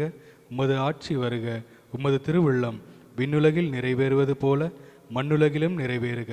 எங்கள் அன்றாட உணவை இன்று எங்களுக்கு தாரும். எங்களுக்கு எதிராக குற்றம் செய்வோரை நாங்கள் மன்னிப்பது போல எங்கள் குற்றங்களை மன்னியும். எங்களை சோதனைக்கு உட்படுத்தாதையும் தீமையிலிருந்து எங்களை விடுவித்தருளும். ஆண்டவரே, தீமை அனைத்திலிருந்தும் எங்களை விடுவித்து எங்கள் வாழ்நாளில் அமைதியை கனிவுடன் அருள உம்மை மன்றாடுகின்றோம். உமது இரக்கத்தின் உதவியால் நாங்கள் பாவத்திலிருந்து எப்போதும் விடுதலை பெற்று யாதொரு கலக்கமுமின்றி நலமாய் இருப்போமாக. நாங்கள் எதிர்நோக்கி இருக்கும் பேரின்பத்துக்காகவும் எம் மீட்பராகிய இயேசு கிறிஸ்துவின் வருகைக்காகவும் காத்திருக்கின்றோம். ஏனெனில் ஆட்சியும் வல்லமையும் மாட்சியும் என்றென்றும் உமதே. ஆண்டவராகிய இயேசு கிறிஸ்துவே, அமைதியை உங்களுக்கு விட்டு செல்கின்றேன், என் அமைதியையே உங்களுக்கு அளிக்கின்றேன் என்று உம் திருத்தூதர்களுக்கு மொழிந்தீரே. எங்கள் பாவங்களை பாராமல் உமது திரு அவையின் நம்பிக்கையை கண்ணோக்கி உமது திருவுளத்துக்கு ஏற்ப அதற்கு அமைதியையும் ஒற்றுமையையும் அளித்தருள்வீராக. என்றென்றும் வாழ்ந்து ஆட்சி செய்கின்றவர் நீரே. ஆமென். ஆண்டவருடைய அமைதி உங்கள் அனைவரோடும் என்றும் இருப்பதாக. உம் ஆன்மாவோடும் இருப்பதாக. ஒருவருக்கொருவர் மகிழ்ச்சியுடன் உறவின் வாழ்த்தை அறிவித்துக் கொள்வோம். சமாதானம். உலகின் பாவங்களை போக்கும் இறைவனின் செம்மறியே, எங்கள் மேல் இரக்கமாயிரும். உலகின் பாவங்களை போக்கும் இறைவனின் செம்மறியே, எங்கள் மேல் இரக்கமாயிரும். உலகின் பாவங்களை போக்கும் இறைவனின் செம்மறியே, எமக்கு அமைதி அளித்தருளும். இதோ இறைவனின் செம்மறி, இவரே உலகின் பாவங்களை போக்குபவர். இவருடைய திருவிருந்திற்கு அழைக்க பெற்ற நாம் ஒவ்வொருவரும் பேறு பெற்றோர். ஆண்டவரே, நீர் என் இல்லத்தில் எழுந்தருள நான் தகுதியற்றவன். ஆனால் ஒரு வார்த்தை மட்டும் சொல்லிடலும், எனது ஆன்மா நலமடையும். கிறிஸ்துவின் திருவுடலும் திருரத்தம் நம் ஒருவரையும் காத்து முடிவெல்லாம் வாழ்வளிப்பதாக. ஆமென். ஆசை திருவிருந்துக்கான மன்றாட்டு. ஆண்டவரே, நீர் என் இல்லத்தில் எழுந்தருள நான் தகுதியற்றவள். ஆனால் ஒரு வார்த்தை மட்டும் சொல்லியருளும் என்று நூற்றுவர் தலைவன் ஜெபித்தது போல நாங்களும் இப்போது உம் திருப்பாதம் பணிந்து வேண்டுகிறோம். இனிய இயேசுவே, நாங்கள் தகுதியற்றவர்களாய் இருந்தாலும் எங்கள் தகுதியின்மையை பாராமல் நீர் எங்கள் உள்ளங்களில் எழுந்து வாரும். உம் அன்பிலும் அருளிலும் நாங்கள் நிலைத்திருக்க எம்முள் எழுந்து வாரும். நன்மை செய்வதில் ஆர்வமுள்ளவர்களாய் தீமைகள் அனைத்திலிருந்தும் விடுதலை பெற்றவர்களாய் வாழவும் எங்களை வழிநடத்த வாரும். எல்லா நலன்களாலும் வளங்களாலும் எங்களை நிரப்ப வாரும். ஆமென். நன்றி கூறி மன்றாடுவோமாக. எல்லாம் வல்ல இறைவா, நீர் எங்களுக்கு அளித்த கொடைகளுக்காக நன்றி கூறும் எங்களை கனிவுடன் கண்ணோக்கி அருளும். வரவிருப்பவை மீது விருப்பம் கொள்ளவும், அதனால் எங்கள் மீட்பரின் மாட்சிமிகு பிறப்பை தூய்மை பெற்ற மனதோடு வரவேற்கவும் எங்களுக்கு அருள்வீராக. எங்கள் ஆண்டவராகிய இயேசு கிறிஸ்து வழியாக உம்மை மன்றாடுகின்றோம்.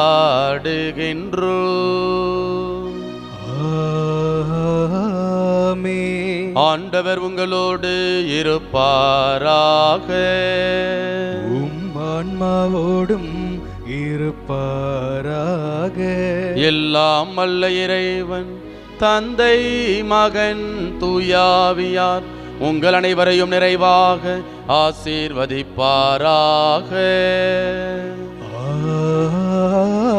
ஆமென். இறைவனின் ஆசி பெற்ற மக்களாய் வாழ சென்று வாருங்கள். திருப்பலி நிறைவேறிற்று. இறைவனுக்கு நன்றி.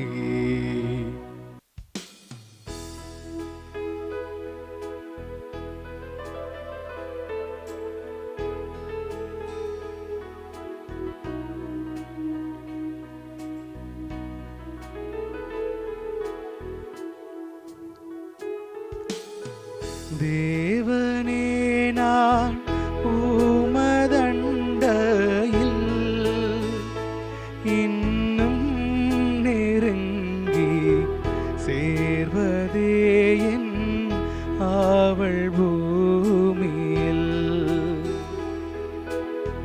தேவனே, நான் உமதண்டையில் இன்னும் நெருங்கி சேர்வதே என் ஆவல் பூமியில். மாவலிய கோரமாக வன் சிலுவை மீதினில் நான் கோவை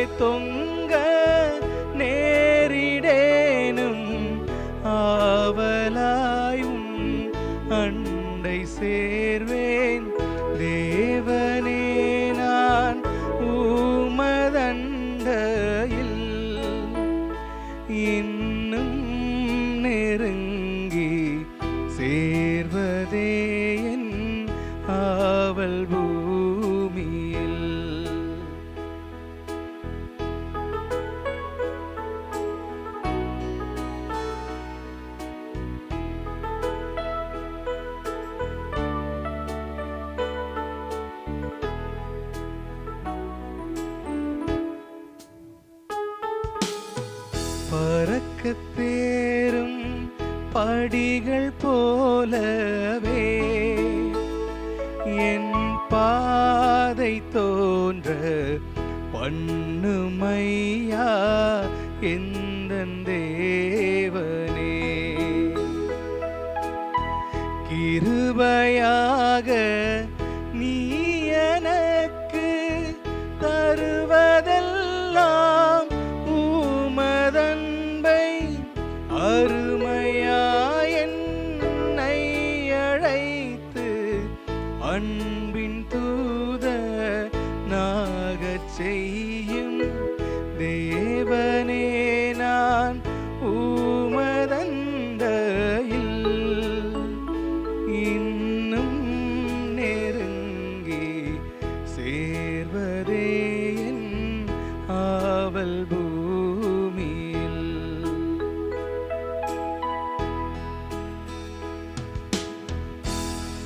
தந்தை மகன் தூயாவின் பெயராலே ஆமென்.